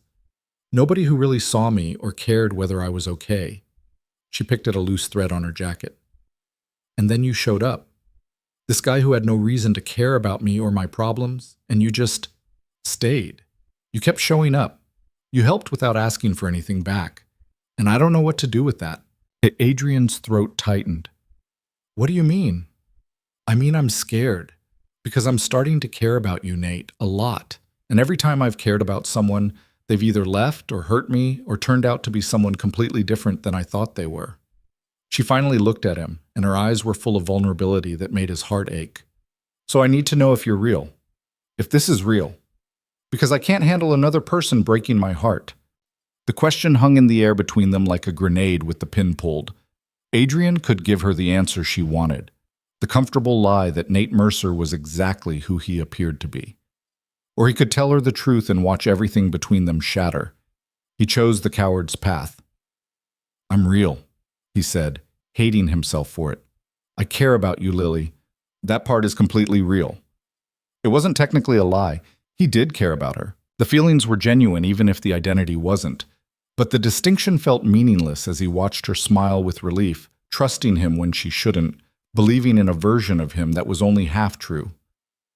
"Okay," she said softly. "Okay. I believe you." She leaned her head on his shoulder, and Adrian wrapped his arm around her, holding her close, while guilt ate him alive from the inside. This was the moment. He should tell her now, rip the bandage off and deal with the consequences. But then she said, "I think I might be falling for you," and every word Adrian had prepared died in his throat. "Lily, you don't have to say it back. I just needed you to know. Because I've never felt this way about anyone before, and it's terrifying and wonderful at the same time, and I needed to tell you before I lost my nerve." She lifted her head and looked at him, and Adrian saw everything he'd been searching for during this entire experiment. She cared about him. Not his power or his money or his status, just him. The person he was when he showed up and listened and helped and stayed, except she didn't know who that person really was. "I'm falling for you too," he said, because it was true and because he couldn't not say it. "You're the most real thing that's happened to me in years." Lily kissed him then, soft and uncertain and sweet, and Adrian kissed her back, memorizing every second because he knew it wouldn't last. Couldn't last, not built on a foundation of lies. When they finally pulled apart, Lily was smiling. "I should get home. I have work in the morning, and I'm so tired I can barely think straight. But Nate, thank you. For everything. For being exactly what I needed when I needed it most." The words were a knife between his ribs. He walked her to the bus stop and watched her leave, and then he stood in the rain and called Marcus. "I have to tell her," Adrian said without preamble. "I have to tell her everything. Finally." "When?" "I don't know. Soon. I just need to figure out how to do it without destroying her." Marcus was quiet for a moment. "Adrian, I'm going to be honest with you. There's no version of this conversation that doesn't hurt her. You've been lying since the day you met. She's going to feel betrayed no matter how you frame it." "I know. But if you really care about her, you'll tell her anyway. Give her the choice to decide what this means and whether she can forgive you. Don't take that agency away from her by keeping her in the dark." "What if she can't forgive me?" "Then you accept it and move on. But at least you'll have been honest. At least you'll have given her the truth." Adrian ended the call and walked home through streets that felt emptier than they had in weeks. His apartment, the shabby, cramped space he'd been living in for 2 months, felt like a prison cell tonight. He sat on the edge of his sagging mattress and stared at the water-stained ceiling and tried to figure out how to confess that everything she knew about him was a carefully constructed lie. But before he could plan anything, his phone rang with a number he didn't recognize. "Hello?" Is this Nate Mercer? A woman's voice, professional and sharp. Yes. Who's this? My name is Jennifer Reeves. I'm an assistant district attorney. I'm calling because your name came up during our investigation into Richard Voss. Adrian's blood went cold.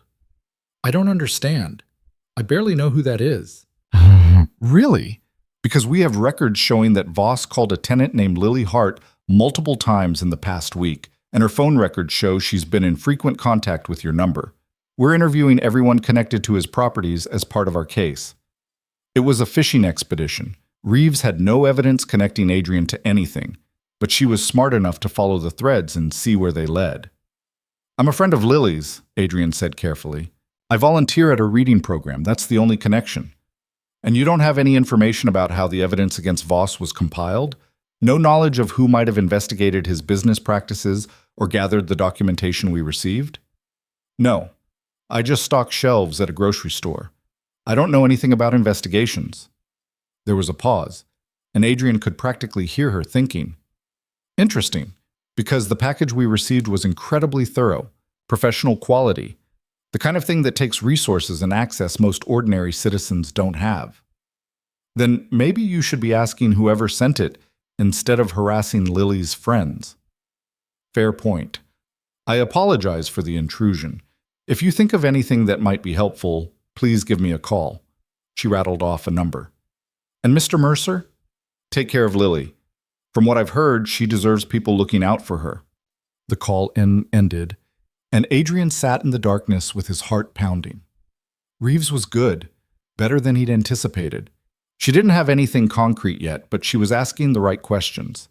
And if she kept pulling threads, eventually she'd find something that connected back to Marcus, and from Marcus to Adrian Vale, which meant his time was running out faster than he'd thought. The next morning at Morrison's, Derek pulled him aside with an expression that meant the other shoe had finally dropped. Corporate made their decisions, Derek said without preamble. They're cutting 12 positions across all departments. You're one of them. Adrian had been expecting this, but it still hit harder than it should have. When? End of the week. I'm sorry, Mercer. You're not a bad worker. You just didn't fight hard enough to keep the job. In this economy, that's all it takes. I understand. We'll process your final paycheck by Friday. And look, for what it's worth, you seem like a smart guy. You'll land on your feet. Derek walked away, and Adrian went back to stocking shelves with the strange sense that the universe was making decisions for him. His cover job was gone.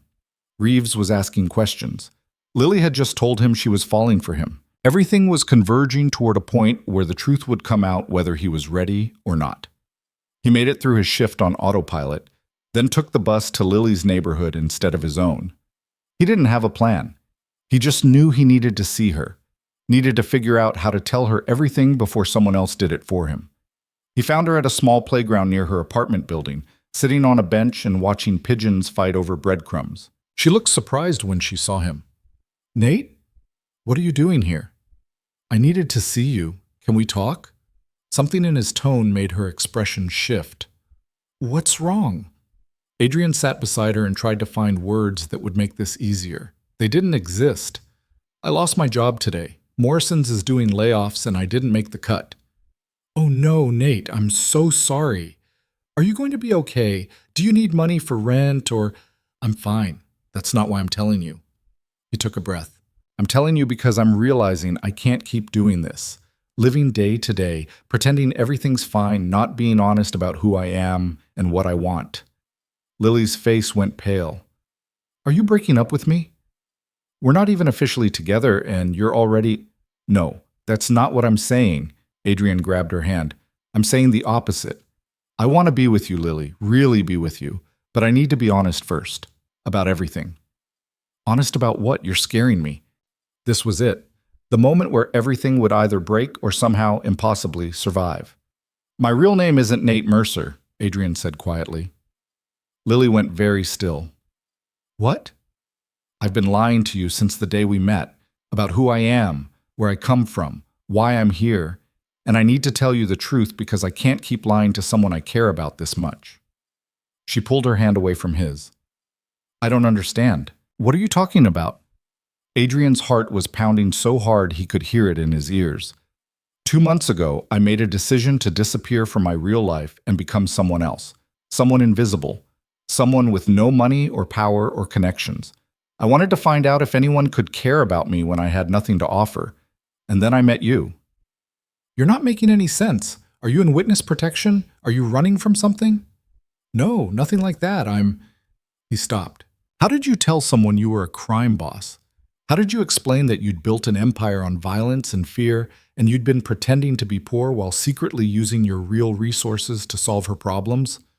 Just tell me, Lily said, and her voice was shaking. Whatever it is, just say it.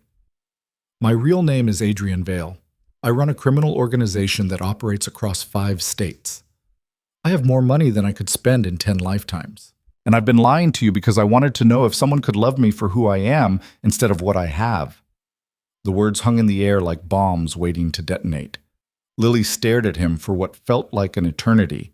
Then she started laughing, a harsh, broken sound that had nothing to do with humor. This is a joke, right? You're messing with me. I'm not joking. I wish I was. So you're telling me you're some kind of crime boss who's been pretending to be a broke grocery store clerk? That everything about you has been a lie? Not everything. My feelings for you are real. The person I am when I'm with you is real. But yes, the rest of it was a lie. Lily stood up so fast she almost fell. Get away from me. Lily, please. No, don't please me. Don't you dare. Her voice was rising and people in the playground were starting to stare. I told you I've spent my whole life being used and discarded. I told you I needed to know you were real, and you looked me in the eye and lied. I was going to tell you. I was trying to find the right time. The right time? What? When, Nate or Adrian, whatever the hell your name is, when were you going to tell me? After I fell completely in love with you? After I trusted you with everything? Tears were streaming down her face. Or were you just going to keep playing your little game until you got bored and went back to your real life? It wasn't a game. It stopped being a game the moment I met you. Then what was it? Some social experiment? Let's see if the fat, lonely girl can love a rich man pretending to be poor? Is that what this was? The words cut deeper than anything Adrian had experienced in 20 years of violence and betrayal. No, that's not what this was. I came here looking for something real, and I found it with you. Everything between us is real. How can you say that? How can anything be real when you've been lying about who you are from the very beginning? Lily wrapped her arms around herself like she was holding herself together. Did you laugh about me, with your friends or whoever? Did you tell them about the pathetic community center and the poor girl who fell for your act? I never laughed about you. I've never told anyone except my closest friend, and only because I needed help keeping you safe. Keeping me safe? Her voice went sharp. From what? And here was the other truth he'd been avoiding. From Voss. The investigation, the arrest, all of it. I made that happen. I used my real resources to gather evidence and put him away because he threatened you. Lily's face went from hurt to horror to rage so fast, Adrian barely had time to track the change. You did what? I couldn't let him hurt you. I couldn't stand by and watch him destroy your program when I had the power to stop him. So you played hero? You swooped in and saved the helpless poor girl because she couldn't save herself? She was shouting now, and Adrian wanted to reach for her but knew he'd lost that right. Do you have any idea how that makes me feel? I thought I was fighting for myself. I thought I was finally standing up and making things work. But it was all you. You were pulling strings in the background, manipulating everything, making decisions about my life without telling me. I was trying to protect you. I didn't ask to be protected. I asked to be seen, to be valued, to be treated like I mattered. Her voice broke. And you treated me like a project, like some experiment in whether rich people can slum it with the poors and find true love. That's not fair. You know that's not what this was. I don't know anything anymore. I don't know who you are or what you wanted from me or if any of it was real. She backed away from him. All I know is that I let myself trust someone for the first time in my life, and you've been lying to me every single day. Lily, please, let me explain. No, I'm done. I can't do this. She turned and started walking away. Adrian followed. You can hate me. You can never forgive me. But please, just let me make sure you're safe first. Let me. She spun around, and the look in her eyes stopped him cold. Safe from what? From you? Because right now, you're the person who hurt me most. Not Voss. Not anyone from my past. You. I never meant to hurt you. But you did. And the worst part is you did it while making me think you cared. While making me believe I finally mattered to someone. She wiped at her eyes with shaking hands. I need you to leave me alone. I need you to go back to your real life with your money and your power and your empire. And I need to forget I ever met you. I can't do that. I can't just disappear when he's... You already did disappear, she shouted. The person I cared about doesn't exist. Nate Mercer was a lie. So go back to being Adrian Vale and leave me alone. She walked away, and this time Adrian didn't follow. He just stood in the playground while the pieces of everything he'd built with her scattered like glass at his feet. He'd gotten his answer. Someone had cared about him when he had nothing. Lily had cared. She'd been falling for him, and he destroyed it by doing exactly what Marcus had warned him about, trying to save her while lying about who he was. Adrian pulled out his phone with hands that weren't quite steady and called Marcus. She knows, he said when Marcus answered. I told her everything and she hates me. It's over. Where are you? Playground near her apartment. She just left. She told me to disappear and I don't know what to do. Come home, Adrian. Come back to your real life. The experiment's over. But the thought of going back to his penthouse and his empire and his old existence felt impossible, because that life had been empty for years, and he'd only realized it after meeting a woman who'd shown him what it felt like to be genuinely seen. I don't want to go back, Adrian said quietly. That life doesn't mean anything without her in it. Then you need to give her time. Let her process this. And then, if she's willing to listen, you fight for her, not as the crime boss who can solve all her problems, as the man who loves her and wants to prove he's worth a second chance. What if she never wants to see me again? Then you accept it. But Adrian, don't give up yet. She's angry and hurt, but that doesn't mean it's over. It just means you have to prove you're more than the lie you told. Adrian ended the call and sat on the bench where Lily had been sitting, and for the first time in 20 years, he let himself cry. Not for his empire or his power or his carefully constructed identity, but for the woman who'd cared about a version of him that was more real than anything he'd been in decades, and the future they might have had if he'd just been brave enough to tell her the truth from the beginning. The rain started again, cold and relentless, and Adrian sat in it until he was soaked through. Then he stood and walked back toward his shabby apartment, knowing that tomorrow he'd have to make the hardest decision of his life. Go back to being Adrian Vale and accept that some things couldn't be fixed with money and power. Or find another way to prove to Lily that the man who'd shown up and stayed and cared was real, even if the name had been a lie. Adrian spent 3 days in his apartment doing nothing but thinking. He didn't call Marcus, didn't check on the empire, didn't even look at his phone except to see if Lily had tried to contact him. She hadn't. The silence was deafening. On the 4th day, he finally left the apartment and took the bus across the city to his real office. A gleaming tower of steel and glass that he owned through 6 layers of shell companies. He walked through the lobby in his thrift store clothes and felt the security guard's eyes tracking him like he was a homeless man who'd wandered in by mistake. Nobody recognized him. After 2 months of being invisible, he'd gotten too good at it. He took the private elevator to the penthouse floor and used his fingerprint to access his office. Marcus was already there, sitting at Adrian's desk like he'd been running things in his absence. Which he had been. You look like hell, Marcus said without getting up. I feel worse. Adrian collapsed into one of the leather chairs that cost more than most people made in a month. Catch me up. What's happening with the organization? Everything's running smooth. The shipment from Chicago came through clean. The warehouse expansion in Newark is ahead of schedule.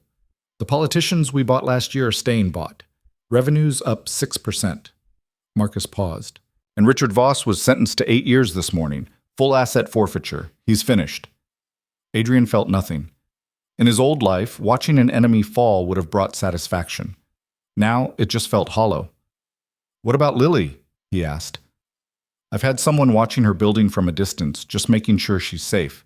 She goes to work, comes home, goes to the community center twice a week. She's keeping the reading program running. Has she asked about me? Not that my guy can tell. She hasn't tried to contact you, hasn't mentioned you to anyone.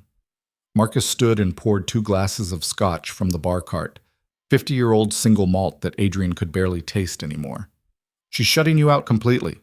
Adrian took the glass but didn't drink. I deserve that. Maybe. But Adrian, you need to make a decision here. Either accept that it's over and move on or figure out how to fix this. You can't keep living in limbo. How do I fix it? She doesn't want to see me. She told me to disappear. So prove you won't. Show her that you're serious about being in her life, even if she doesn't want you there right now. Marcus sat across from him. Look, I've known you for 20 years. I've seen you negotiate with men who wanted you dead. I've watched you build an empire from nothing. You don't give up when things get hard. So why are you giving up on her? Because I don't know how to fight for someone without using power and money. That's all I've ever had.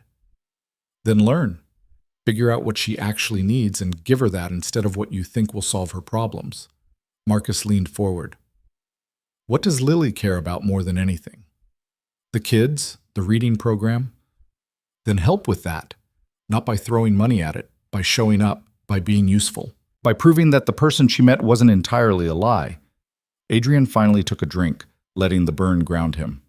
She won't let me near the community center. She doesn't want to see me. So don't give her a choice. Show up anyway. Let her be angry. Let her hate you. But make her see that you're not running away just because things got hard. It was reckless and probably stupid and exactly the kind of advice Adrian would have given someone else. So that night, he went back to his apartment, his real apartment, the shabby one, and changed into his Nate Mercer clothes. Then he walked to the community center on Tuesday evening and pushed through the door. Lily was already there, setting up chairs with help from two of the older kids. She froze the moment she saw him, her face going pale and then red. What are you doing here? I'm volunteering, like I have been for the past 2 months.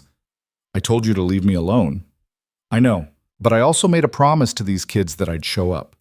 And I'm keeping that promise. Adrian grabbed a stack of books from the corner and started organizing them on the shelf. You can throw me out if you want, but I'm going to keep coming back until you do. Lily looked like she wanted to scream at him, but the kids were watching, confused and curious, and she wasn't going to make a scene in front of them. Fine, she said through gritted teeth, but we're not talking. We're not friends. You're just here to help with the books. Understood. She turned her back on him and went back to setting up, and Adrian felt the smallest flicker of something that might have been hope. She hadn't thrown him out. That was something. The reading session was torture. Lily ignored him completely, directing all her attention to the kids and treating him like furniture. But Adrian showed up anyway, helped the kids sound out difficult words, distributed snacks, and cleaned up afterward. When the last child left, Lily finally looked at him. Why are you doing this? Because I care about this program, and because I care about you. You don't get to care about me anymore. You lost that right when you lied. I know, but I'm not going anywhere, Lily. You can be angry. You can hate me, but I'm going to keep showing up because that's what you do for people you love. You show up even when it's hard. Her eyes filled with tears, but her voice stayed cold. Don't you dare use the word love. You don't love me. You don't even know me. I know you better than you think. I know you put everyone else first. I know you cry when you're happy and fight when you're scared. I know you give everything you have to kids who need someone to believe in them. And I know you deserve better than the lie I told you, but that doesn't change how I feel. Stop. Her voice broke. Just stop. You don't get to show up here and say beautiful things and expect me to forgive you. It doesn't work that way. I'm not expecting forgiveness. I'm just asking for a chance to prove that the person you met was real, even if the name was fake. Lily grabbed her bag and headed for the door. Lock up when you leave. She was gone before Adrian could respond, and he stood in the empty community center surrounded by children's books and broken dreams. But he'd showed up, and tomorrow he'd show up again. And the day after that, for as long as it took. The next week followed the same pattern. Adrian came to every reading session. Lily ignored him. The kids slowly stopped asking why Miss Lily and Mr. Nate weren't talking anymore. And every night, Adrian went home to his shabby apartment and tried to figure out how to be the man Lily needed instead of the man he'd been for 20 years. On Thursday of the second week, everything changed. Adrian was walking to the community center when he noticed a black SUV parked across the street, engine running, windows tinted, posture all wrong. His instincts kicked in immediately. That was a surveillance vehicle, professional, not cops, not feds, someone from his world. He kept walking, pretending he hadn't noticed, and slipped into the community center through the side entrance. Marcus picked up on the first ring. Someone's watching the community center, Adrian said quietly. Black SUV, professional setup. Who is it? I don't know. Give me the license plate. Adrian rattled it off from memory, then hung up and went to find Lily. She was in the main room organizing books, and when she saw him, her expression went carefully blank. We need to talk, Adrian said. Right now. It's important. I don't want to talk to you. Lily, there's a surveillance vehicle outside. Someone's watching this building, and I need to know if you've noticed anyone following you or asking questions about me. Her face went pale. What? Why would anyone be watching me? Because of who I am. Because my world is dangerous, and now you're connected to me whether we're together or not. Adrian moved to the window and looked out carefully. The SUV was still there. Have you noticed anything strange in the past week? Anyone paying too much attention to you? No, I don't think so. I haven't. She stopped. Wait. There was a guy at my office 2 days ago. He said he was from the medical billing company we work with, but something felt off about him. He asked a lot of questions about me personally, where I lived, what I did outside of work. What did you tell him? Nothing. I thought he was just being creepy, so I reported him to my supervisor. He left and I didn't think about it again. Adrian's jaw tightened. Someone was digging into Lily's life, which meant someone knew about the connection between them, which meant she was in danger. His phone buzzed with a text from Marcus. License plate registered to a shell company owned by the Volkov organization. They're fishing. Get her out of there. Adrian's blood went cold. The Volkovs were a Russian crime syndicate he'd had minimal contact with over the years, a rival organization that operated in overlapping territory. If they were investigating Lily, it meant they'd somehow connected her to Adrian and were trying to figure out if she was a weakness they could exploit. We need to leave, Adrian said. Right now. What are you talking about? The kids are going to start arriving in 20 minutes. Cancel the session. Call their parents. Do whatever you need to do, but we're not staying here. Adrian was already pulling out his phone. There are people outside who are dangerous, and they're watching you because of me. I need to get you somewhere safe. Lily stared at him like he'd lost his mind. This is insane. You're being paranoid. I'm being careful, and you need to trust me on this, Lily, please. Trust you? You want me to trust you after everything? Her voice was rising. You lied to me for months, and now you show up talking about dangerous people and surveillance, and I'm supposed to just believe you? Yes, because whether you hate me or not, I will do anything to keep you safe, and right now staying here puts you in danger. Lily opened her mouth to argue, but then the window behind her exploded inward. Adrian moved on pure instinct, tackling Lily to the ground and covering her body with his as glass rained down around them. Someone was shooting, not at them directly, but into the building. A warning shot, a message. Stay down, Adrian growled, pulling Lily behind a bookshelf. He could hear a car screeching away outside, and when he risked a look through the shattered window, the black SUV was gone. Lily was shaking underneath him, her eyes wide with terror. What just happened? Who's shooting at us? People from my world who think you matter to me, which means they'll use you to get to me if I don't get you somewhere safe. Adrian pulled out his phone and called Marcus. Someone just shot out the window at the community center. Lily's with me. I need extraction, and I need to know who ordered this.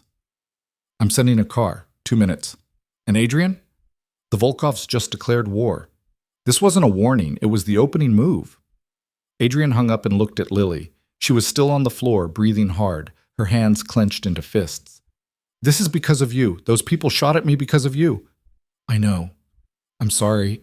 I never wanted this to touch you. But it did.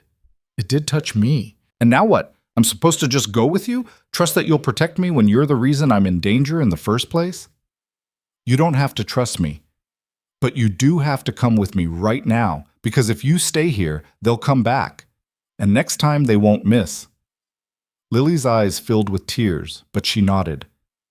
Okay, but after this, after you get me somewhere safe, I never want to see you again. Do you understand? I understand. A black sedan pulled up outside, one of Adrian's cars driven by one of Marcus's most trusted people. Adrian helped Lily to her feet and guided her through the back exit, keeping his body between her and any potential threats. They got into the car, and the driver pulled away smoothly, taking a route designed to lose any tails. Lily sat as far from Adrian as possible, her arms wrapped around herself. Where are we going? Somewhere the Volkovs can't reach you. A safe house I keep for emergencies. How long do I have to stay there? Until I handle this. Until I make sure they know you're not a target. And how do you do that? Adrian met her eyes, and for the first time since telling her the truth, he let her see exactly who he really was.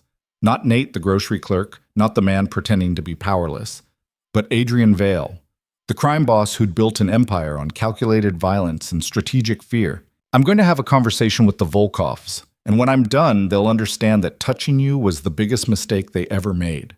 Lily looked away, but not before Adrian saw the fear in her eyes. Not fear of the Volkovs, fear of him, of the man he really was when the mask came off. The safe house was a luxury penthouse in a building Adrian owned, secure, comfortable, and completely untraceable. He showed Lily inside, and she stood in the middle of the marble foyer like she'd landed on another planet. "This is where you really live," she said quietly. "Not the apartment with the broken radiator and the stained carpet. This. I have several properties. This is one of them." "How many?" "Does it matter?"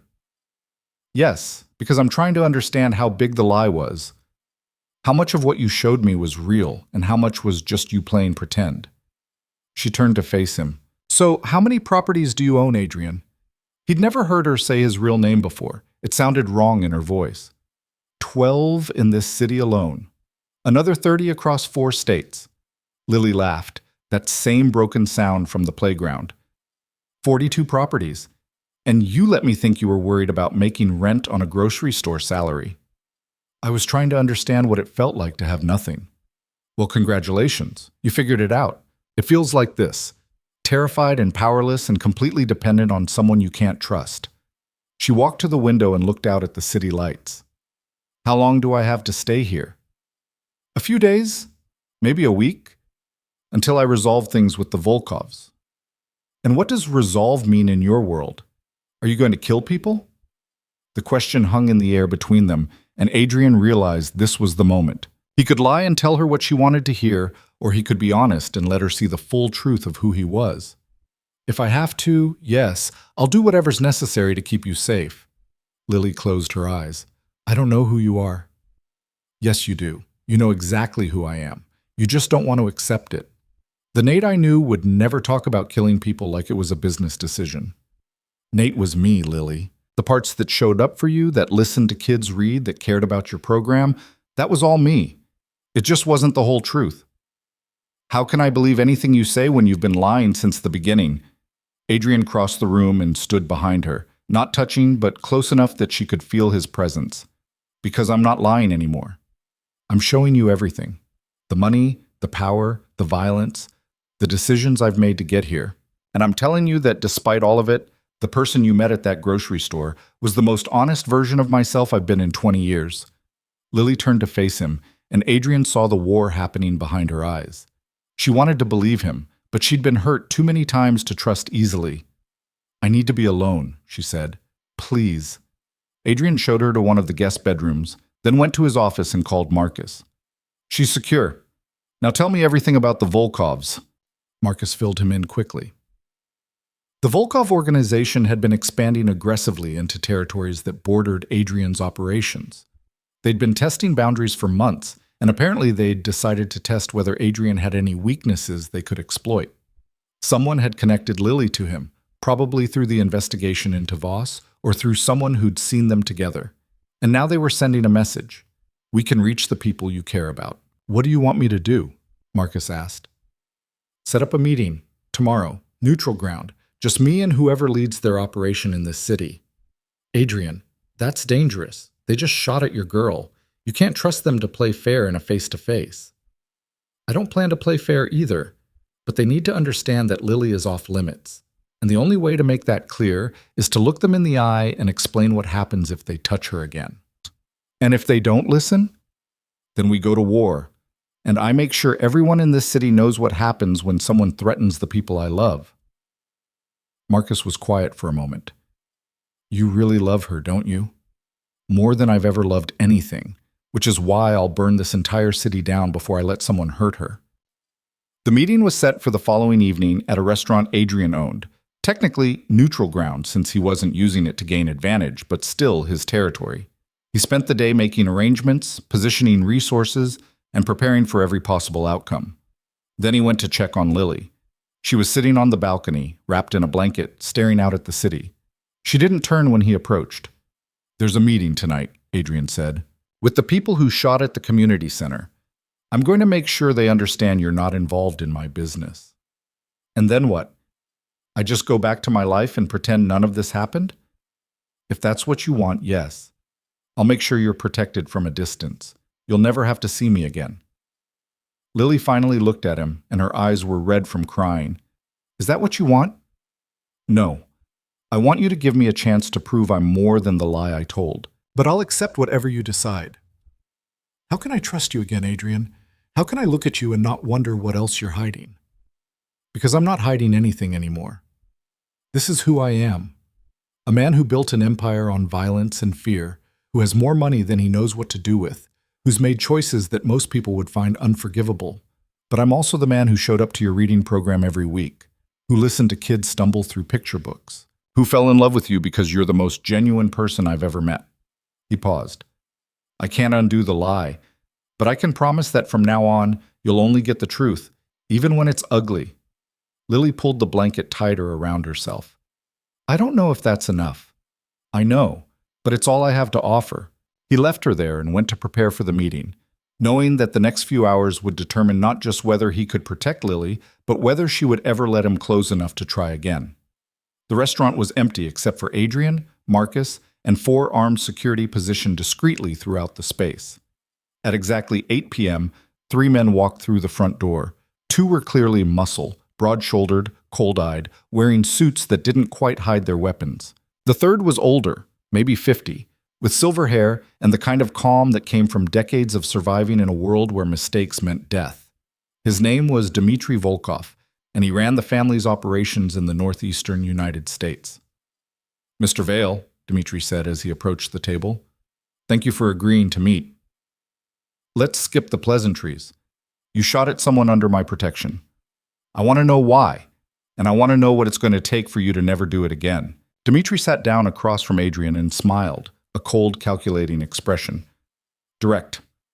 I appreciate that. The truth is simple. We're expanding. Your territories overlap with ours. We needed to understand your vulnerabilities so we know how hard to push. And you thought threatening an innocent woman was the best way to test me? We thought it would get your attention. It did." Dmitry poured himself water from the pitcher on the table. "But here's what I learned from that little test. You care about her, which means she's leverage, which means she's valuable." Adrian's voice went deadly quiet. "She's also off limits." "Is she? Because from where I'm sitting, she's exactly the kind of pressure point that makes stubborn men reasonable." "Then let me make myself very clear.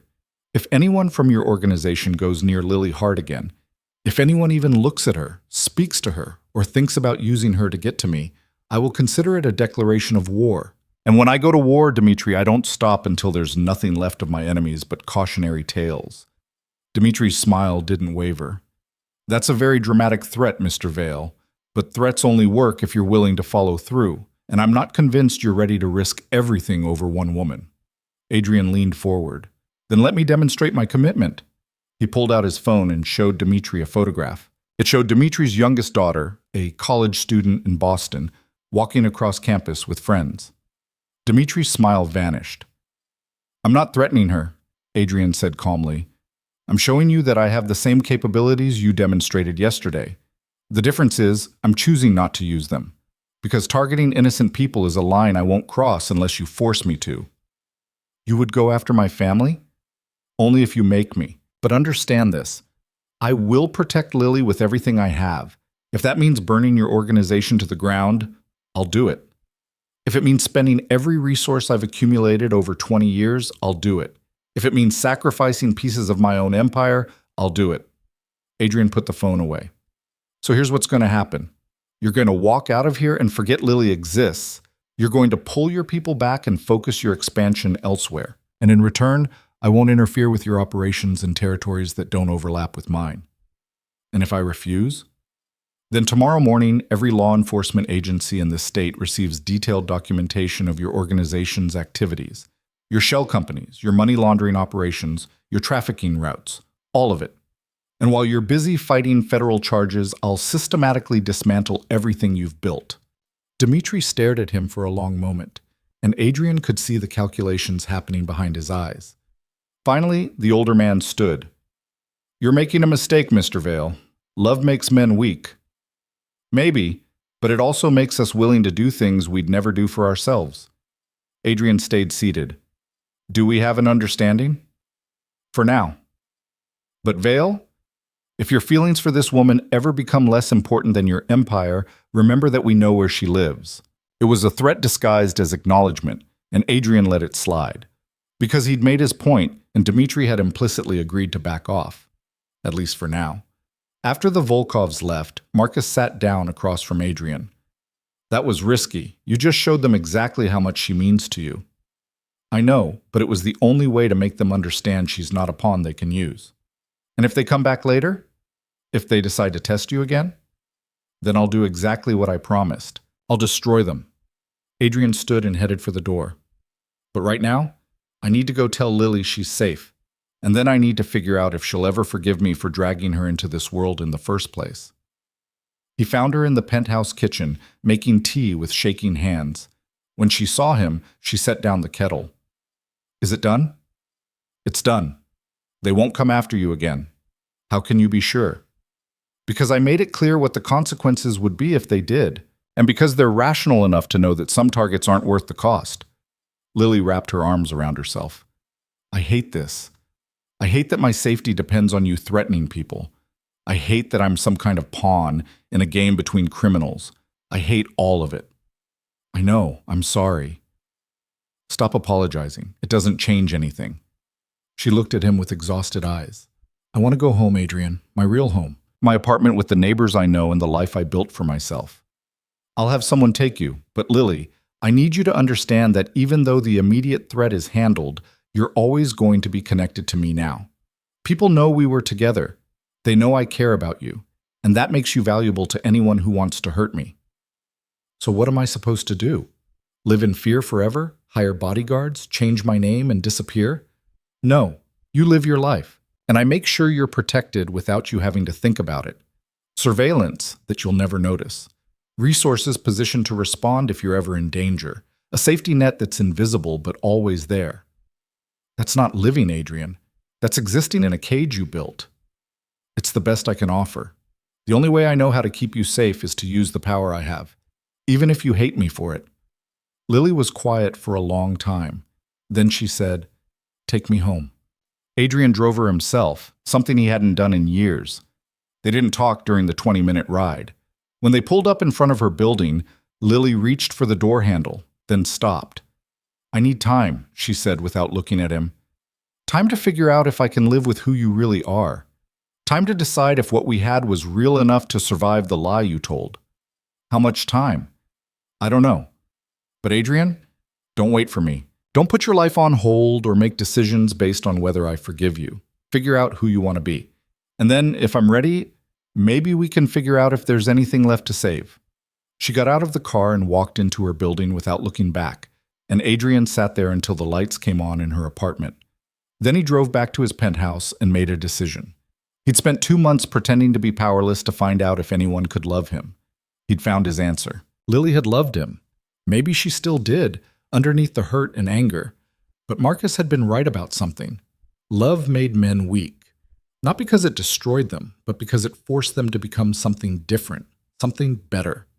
And if Adrian wanted any chance of winning Lily back, he needed to become the kind of man who deserved her, not by pretending to be poor, but by using his power for something other than himself.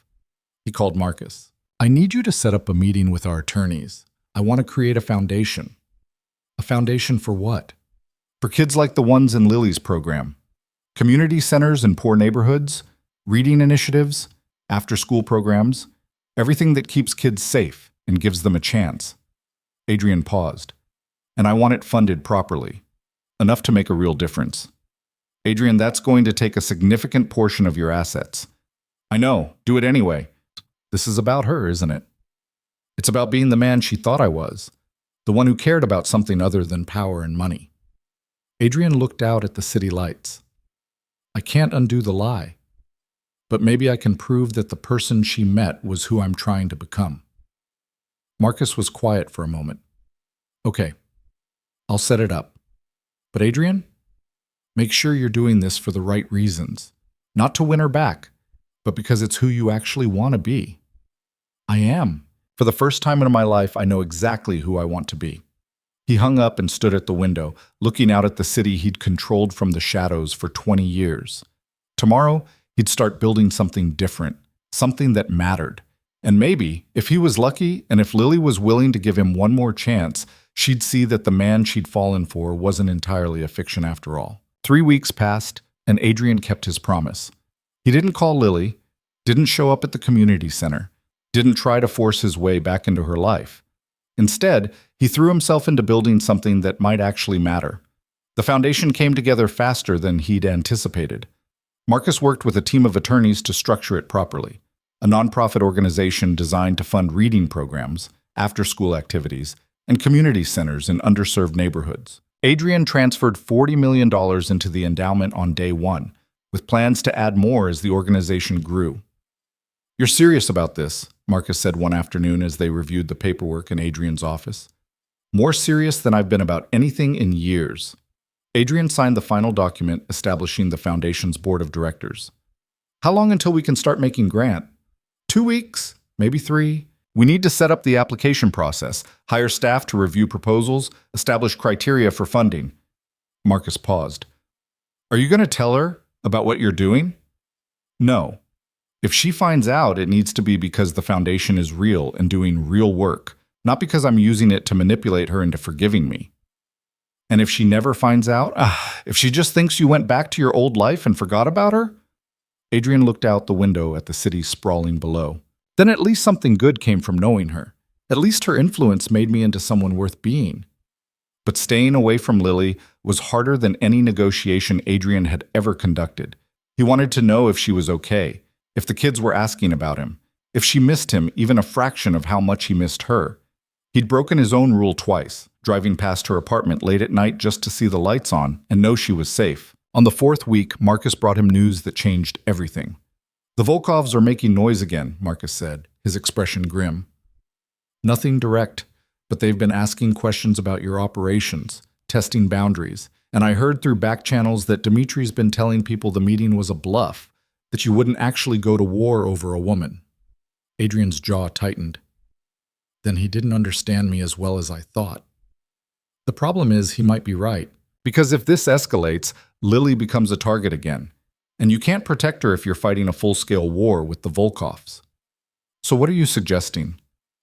I'm suggesting you need to make a choice, the Empire or the girl, because you can't have both, not anymore. Adrian had known this moment was coming, had felt it building since the night Lily walked away. His empire demanded ruthlessness. It required him to respond to threats with overwhelming force, to never show weakness, to prioritize power over everything else. But Lily had shown him what it felt like to be human instead of a weapon, and going back to the man he'd been before meeting her felt impossible now. Set up another meeting with Dimitri, Adrian said quietly, but this time, I'm not threatening. I'm offering a deal. The meeting happened 2 days later in the same restaurant. Dimitri arrived with the same security, the same cold smile, and the same underestimation of what Adrian was willing to sacrifice. Back so soon, Dimitri said as he sat down. I thought we had an understanding. We did, but I'm here to offer you something better. Adrian slid a folder across the table. Inside is a complete map of my operations in 3 territories that border yours. Distribution networks, key personnel, financial structures. Everything you'd need to take them over cleanly. Dimitri opened the folder, his expression shifting from amusement to confusion. This is detailed intelligence. Why would you give me this? Because I'm getting out. I'm dismantling my organization piece by piece, and I'd rather hand territories to someone who will manage them professionally than watch them collapse into chaos. Adrian leaned back.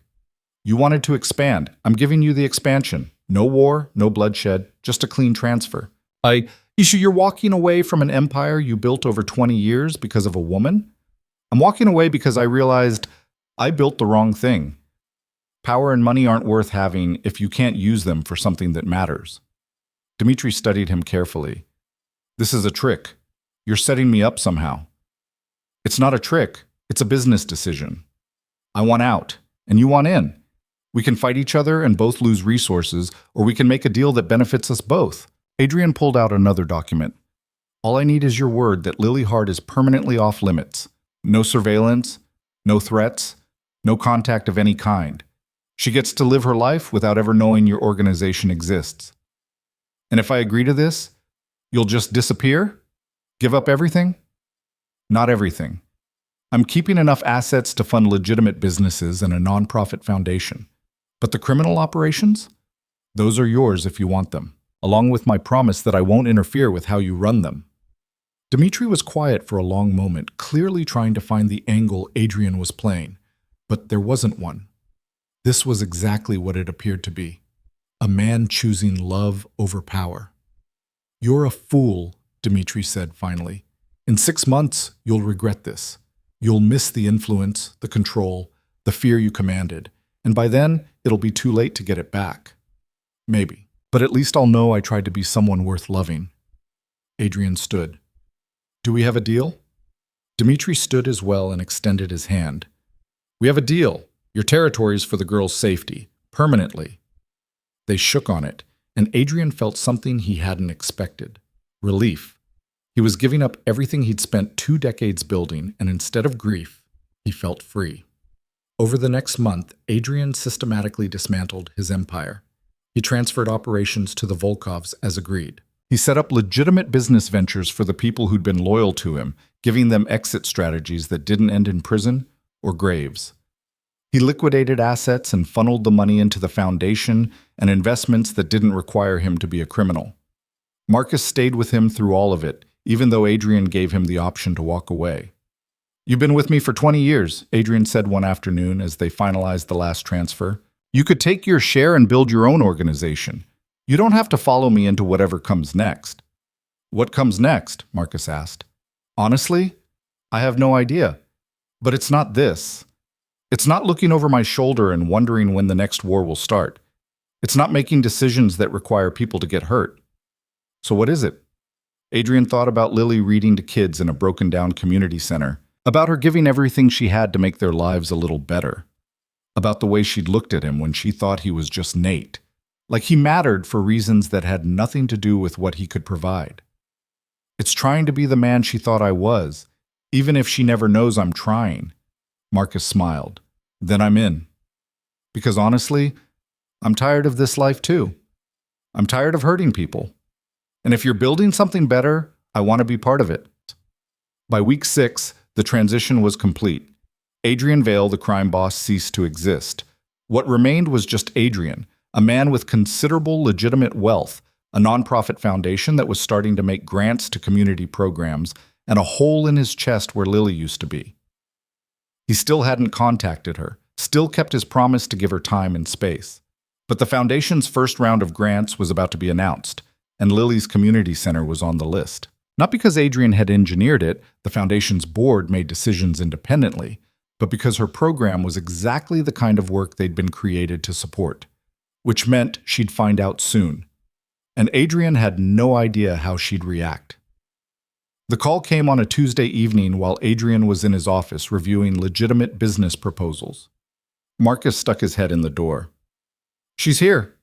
Adrian's heart stopped. What? Lily. She's downstairs. She asked to see you. Adrian stood so fast his chair rolled backward. Did she say what she wants? No, but she looked determined. Should I send her up? Adrian took a breath, trying to steady himself. He'd imagined this moment 1,000 times, played out every possible conversation, but now that it was happening, his mind went blank. Yeah, send her up.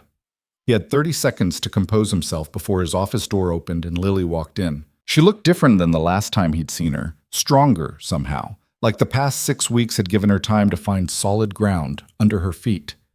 But she also looked nervous, her hands clasped together in front of her. Hi, she said quietly. Hi. Adrian stayed behind his desk, giving her space. I'm surprised to see you. I'm surprised to be here. Lily took a few steps into the room, looking around at the expensive furniture and floor-to-ceiling windows. This is where you really work, where Adrian Vale exists instead of Nate Mercer. This is one of my offices. But Lily, I'm not... Let me talk first, please. She took a breath. I got a letter yesterday from something called the Cornerstone Foundation. They're offering a $50,000 grant to my reading program, full funding for a year with the possibility of renewal.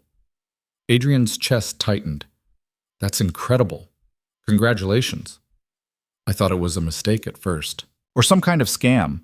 So I looked into the foundation, and I found out it was established 6 weeks ago by an anonymous donor who funded it with $40 million.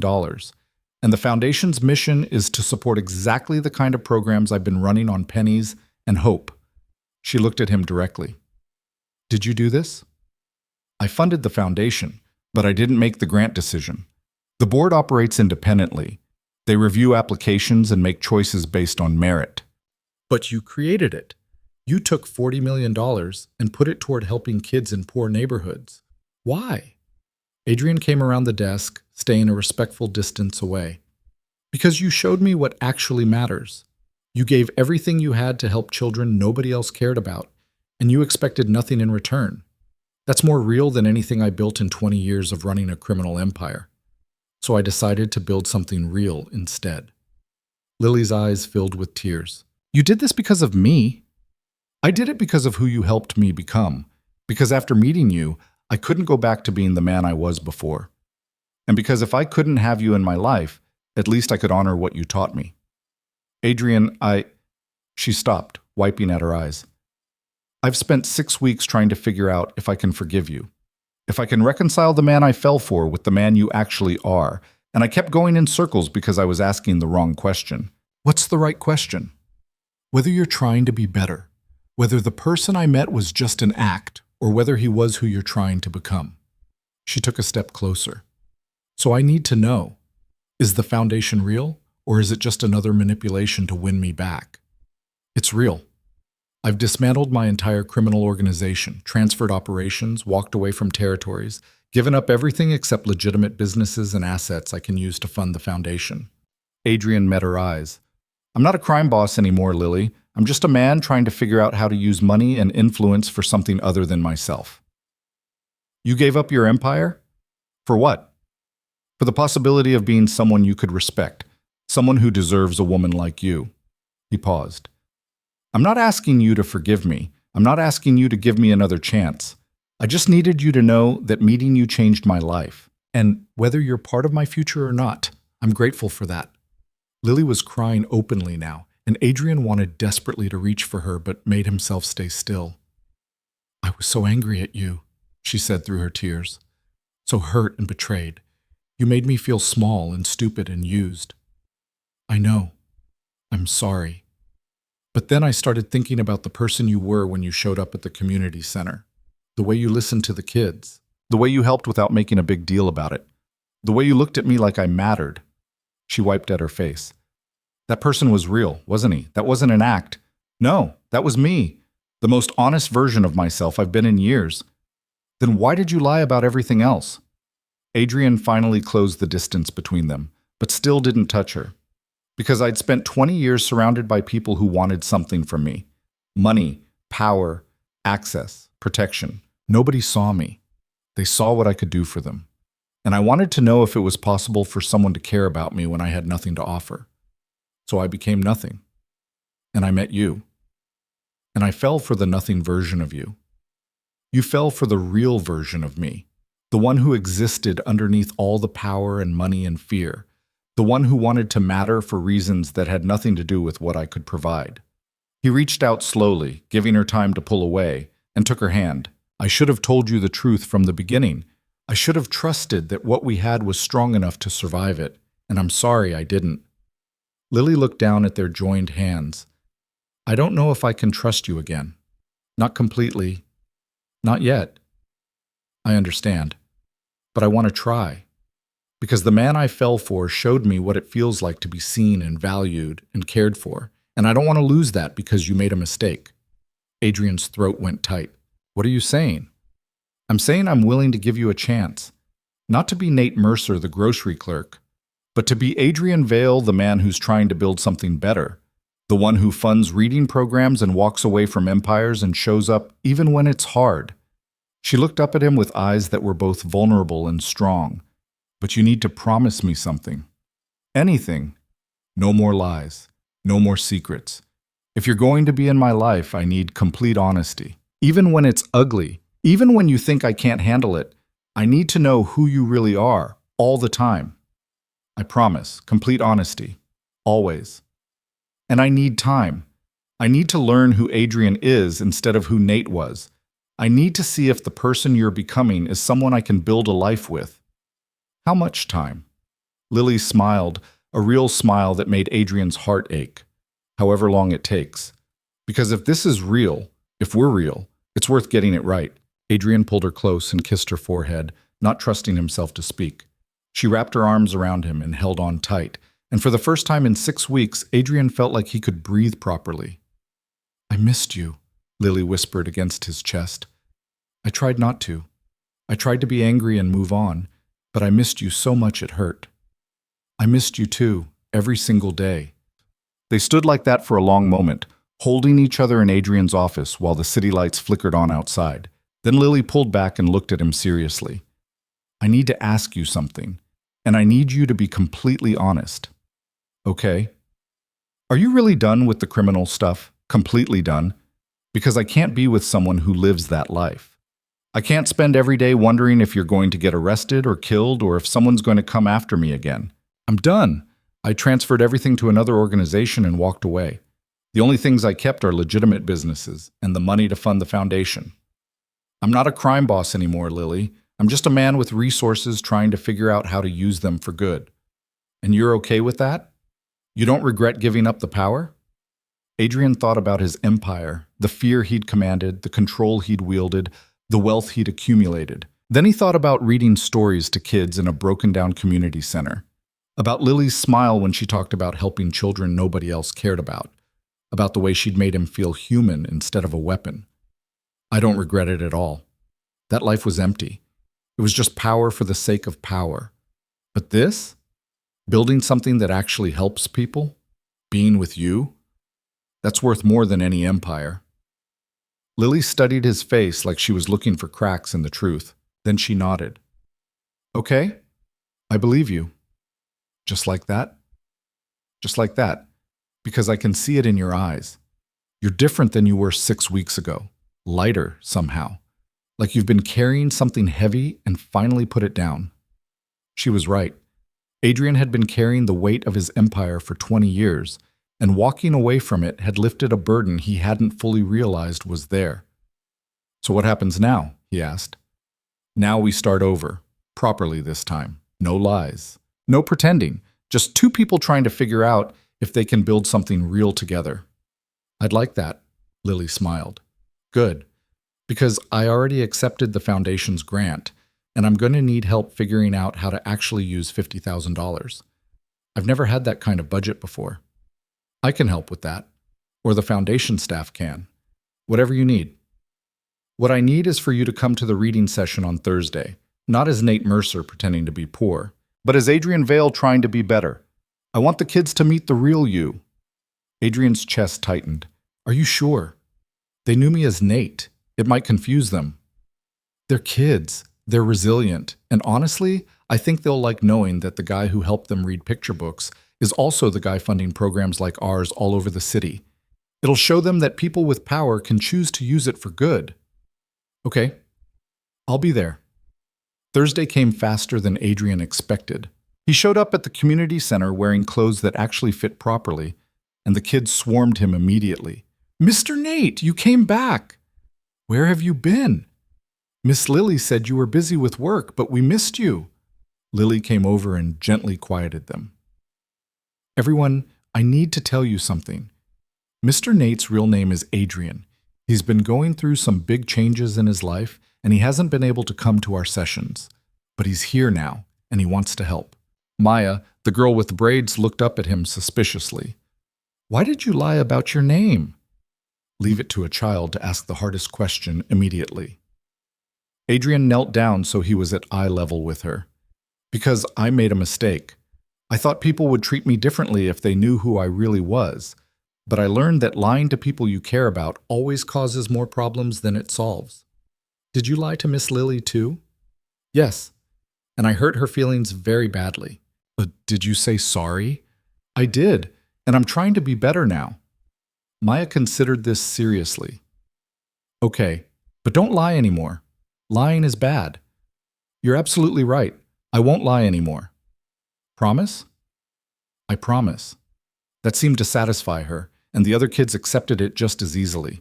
Within minutes, they were pulling Adrian toward the books and asking him to help them read. And everything felt almost normal, except it was better than normal, because this time Adrian wasn't pretending. He was just himself, helping kids learn to read in a community center that would now have the resources to actually thrive. After the session ended and the kids had gone home, Adrian helped Lily clean up. They worked in comfortable silence for a while, and then Lily said, "You were good with them tonight. Better than before, actually." "How so?" "You weren't trying so hard to be invisible. You just showed up and helped. It felt more natural. Maybe because I'm not trying to be someone else anymore. I'm just trying to be me, whatever that means." Lily set down the books she was organizing and came over to him. "I'm proud of you for walking away from that life, for building the foundation, for showing up today even though you knew it would be hard. I'm just trying to be someone you can be proud of." "You already are." She kissed him softly, and Adrian felt something he'd been chasing his entire life finally click into place. Acceptance, belonging, the certainty that someone saw him completely and chose him anyway. Over the following months, Adrian and Lily built something neither of them had expected. It wasn't perfect. There were moments when Lily's trust wavered, when she questioned whether he was being completely honest. And there were moments when Adrian struggled with having given up the power and control that had defined him for so long. But they worked through it together. Lily learned to trust again, slowly and carefully, and Adrian learned to be vulnerable in ways he'd never allowed himself before. The foundation grew, funding programs across the city. Adrian hired staff, established proper protocols, and made sure the work continued without requiring his constant oversight. He also converted several of his legitimate businesses into ventures that employed people from the neighborhoods where Lily's program operated, giving them opportunities they wouldn't have had otherwise. 6 months after that first reading session where Adrian came back as himself, he and Lily were having dinner at her apartment. A simple meal she'd cooked, nothing fancy. They were talking about the foundation's expansion plans when Adrian suddenly stopped mid-sentence. "What?" Lily asked. "I just realized something. I'm happy." "That's what you just realized? That you're happy?" "No, I mean, I've never been happy before. Not like this. I had satisfaction when I closed deals or expanded territory. I had pleasure when I made money or defeated enemies. But I've never had this feeling of just being content with where I am and who I'm with." Lily reached across the table and took his hand. "Welcome to normal life. It's pretty great, isn't it? It's better than anything I built before. Even better than being a powerful crime boss. Especially better than that, because that was just power for the sake of power. This is actually meaningful." Lily smiled, but then her expression turned serious. "Can I ask you something, and I need you to be honest? Always. Do you ever regret it? Giving up everything for me?" Adrian didn't hesitate. "Never. Not for a single second. You didn't ask me to give it up. I made that choice because I realized I'd built the wrong life. You just showed me what the right one could look like. And you're really okay with this? With being just a regular guy with a foundation and some businesses instead of running an empire?" "I'm more than okay with it. I'm grateful.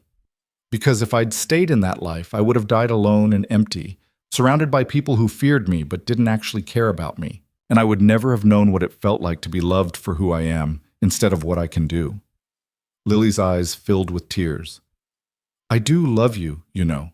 Not the crime boss, not the grocery clerk, just you. Adrian Vale, the man who's trying every day to be better than he was. I love you too, more than I thought I was capable of loving anyone." They kissed across the small table, and later that night, lying in Lily's bed in her modest apartment, Adrian thought about how far he'd come. From a penthouse overlooking the city to a one-bedroom with thin walls and neighbors who argued too loud.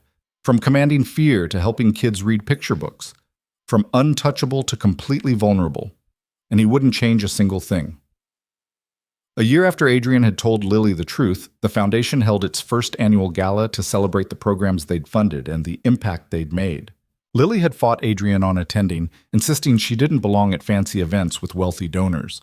But he'd convinced her that the kids' success stories needed to be told, and she was the best person to tell them.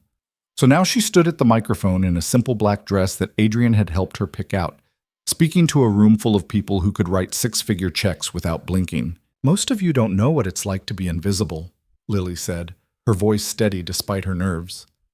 "To walk through the world and have people look straight through you because you're poor or overweight or just ordinary.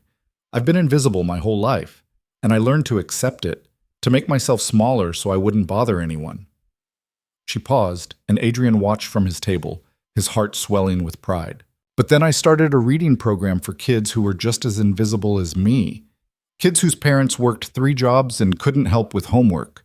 Kids who were behind in school because nobody had time to teach them. Kids who needed someone to tell them they mattered."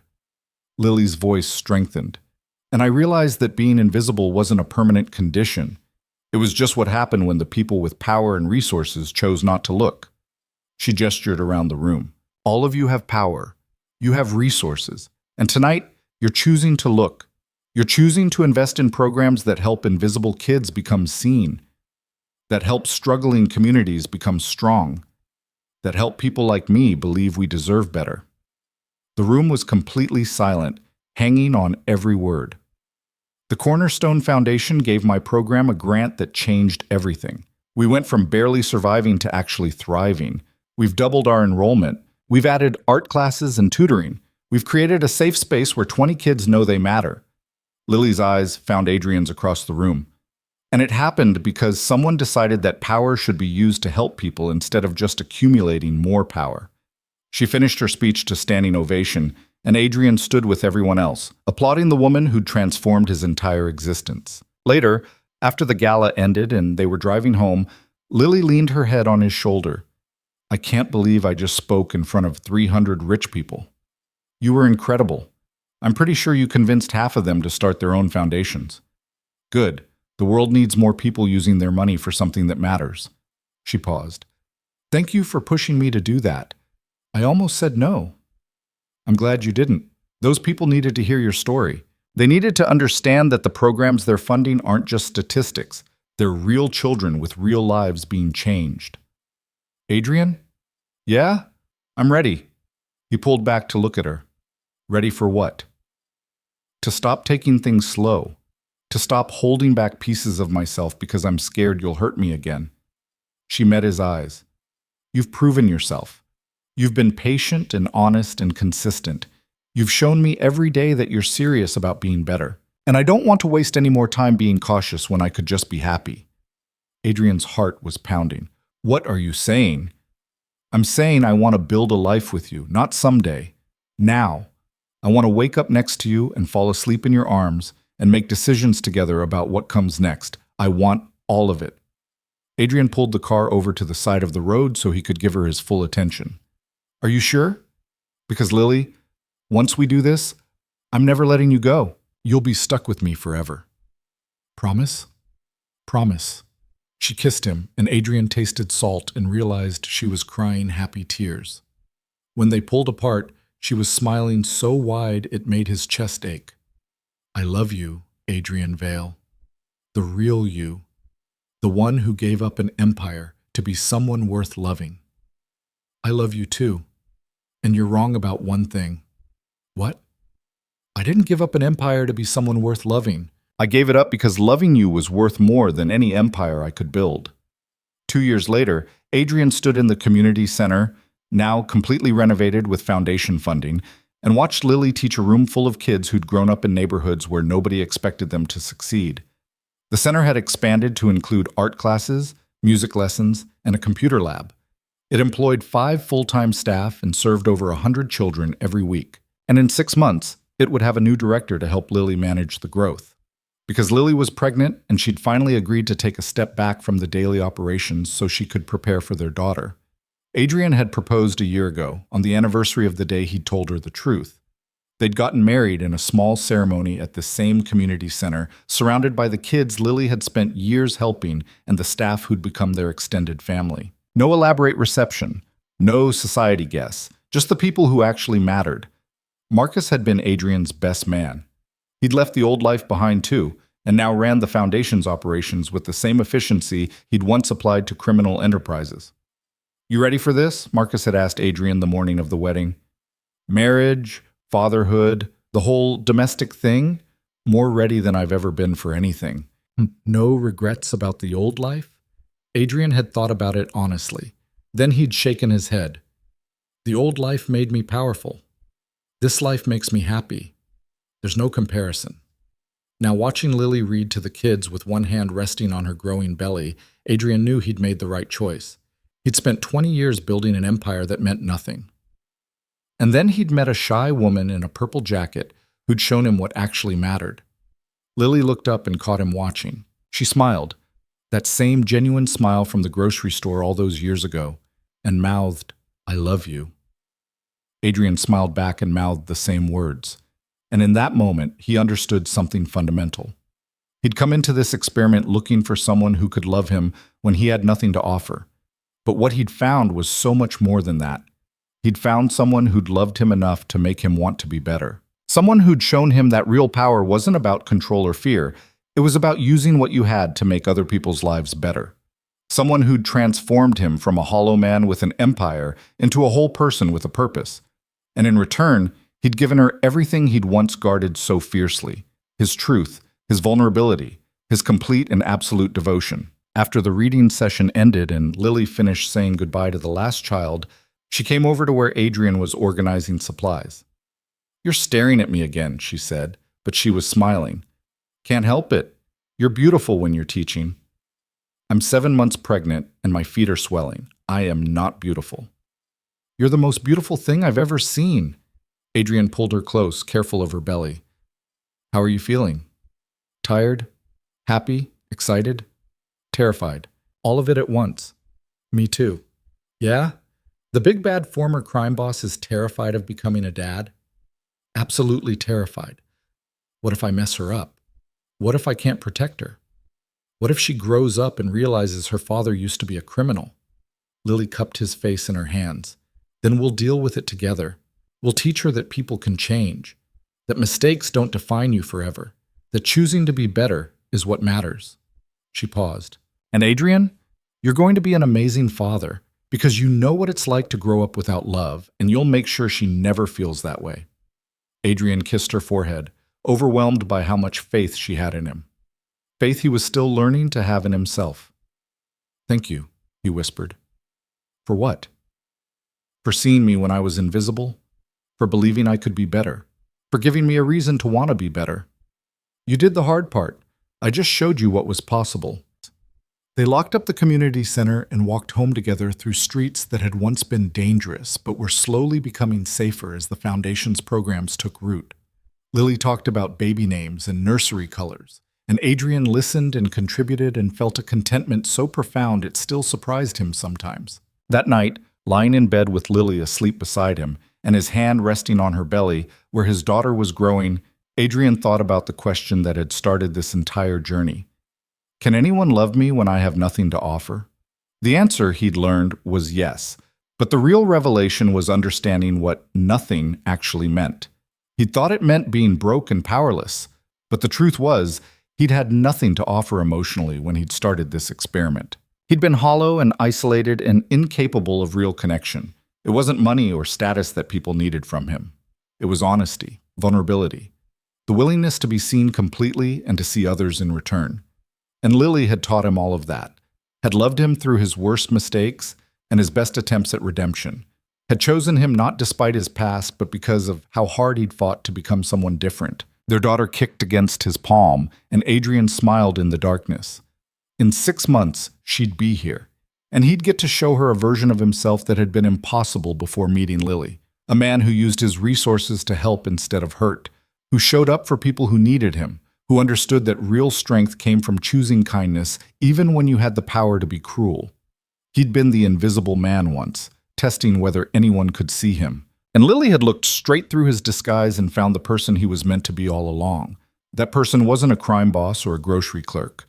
He was just Adrian, flawed and trying and completely, irrevocably in love with the woman who'd made him believe that second chances were possible and that becoming better was worth more than staying powerful.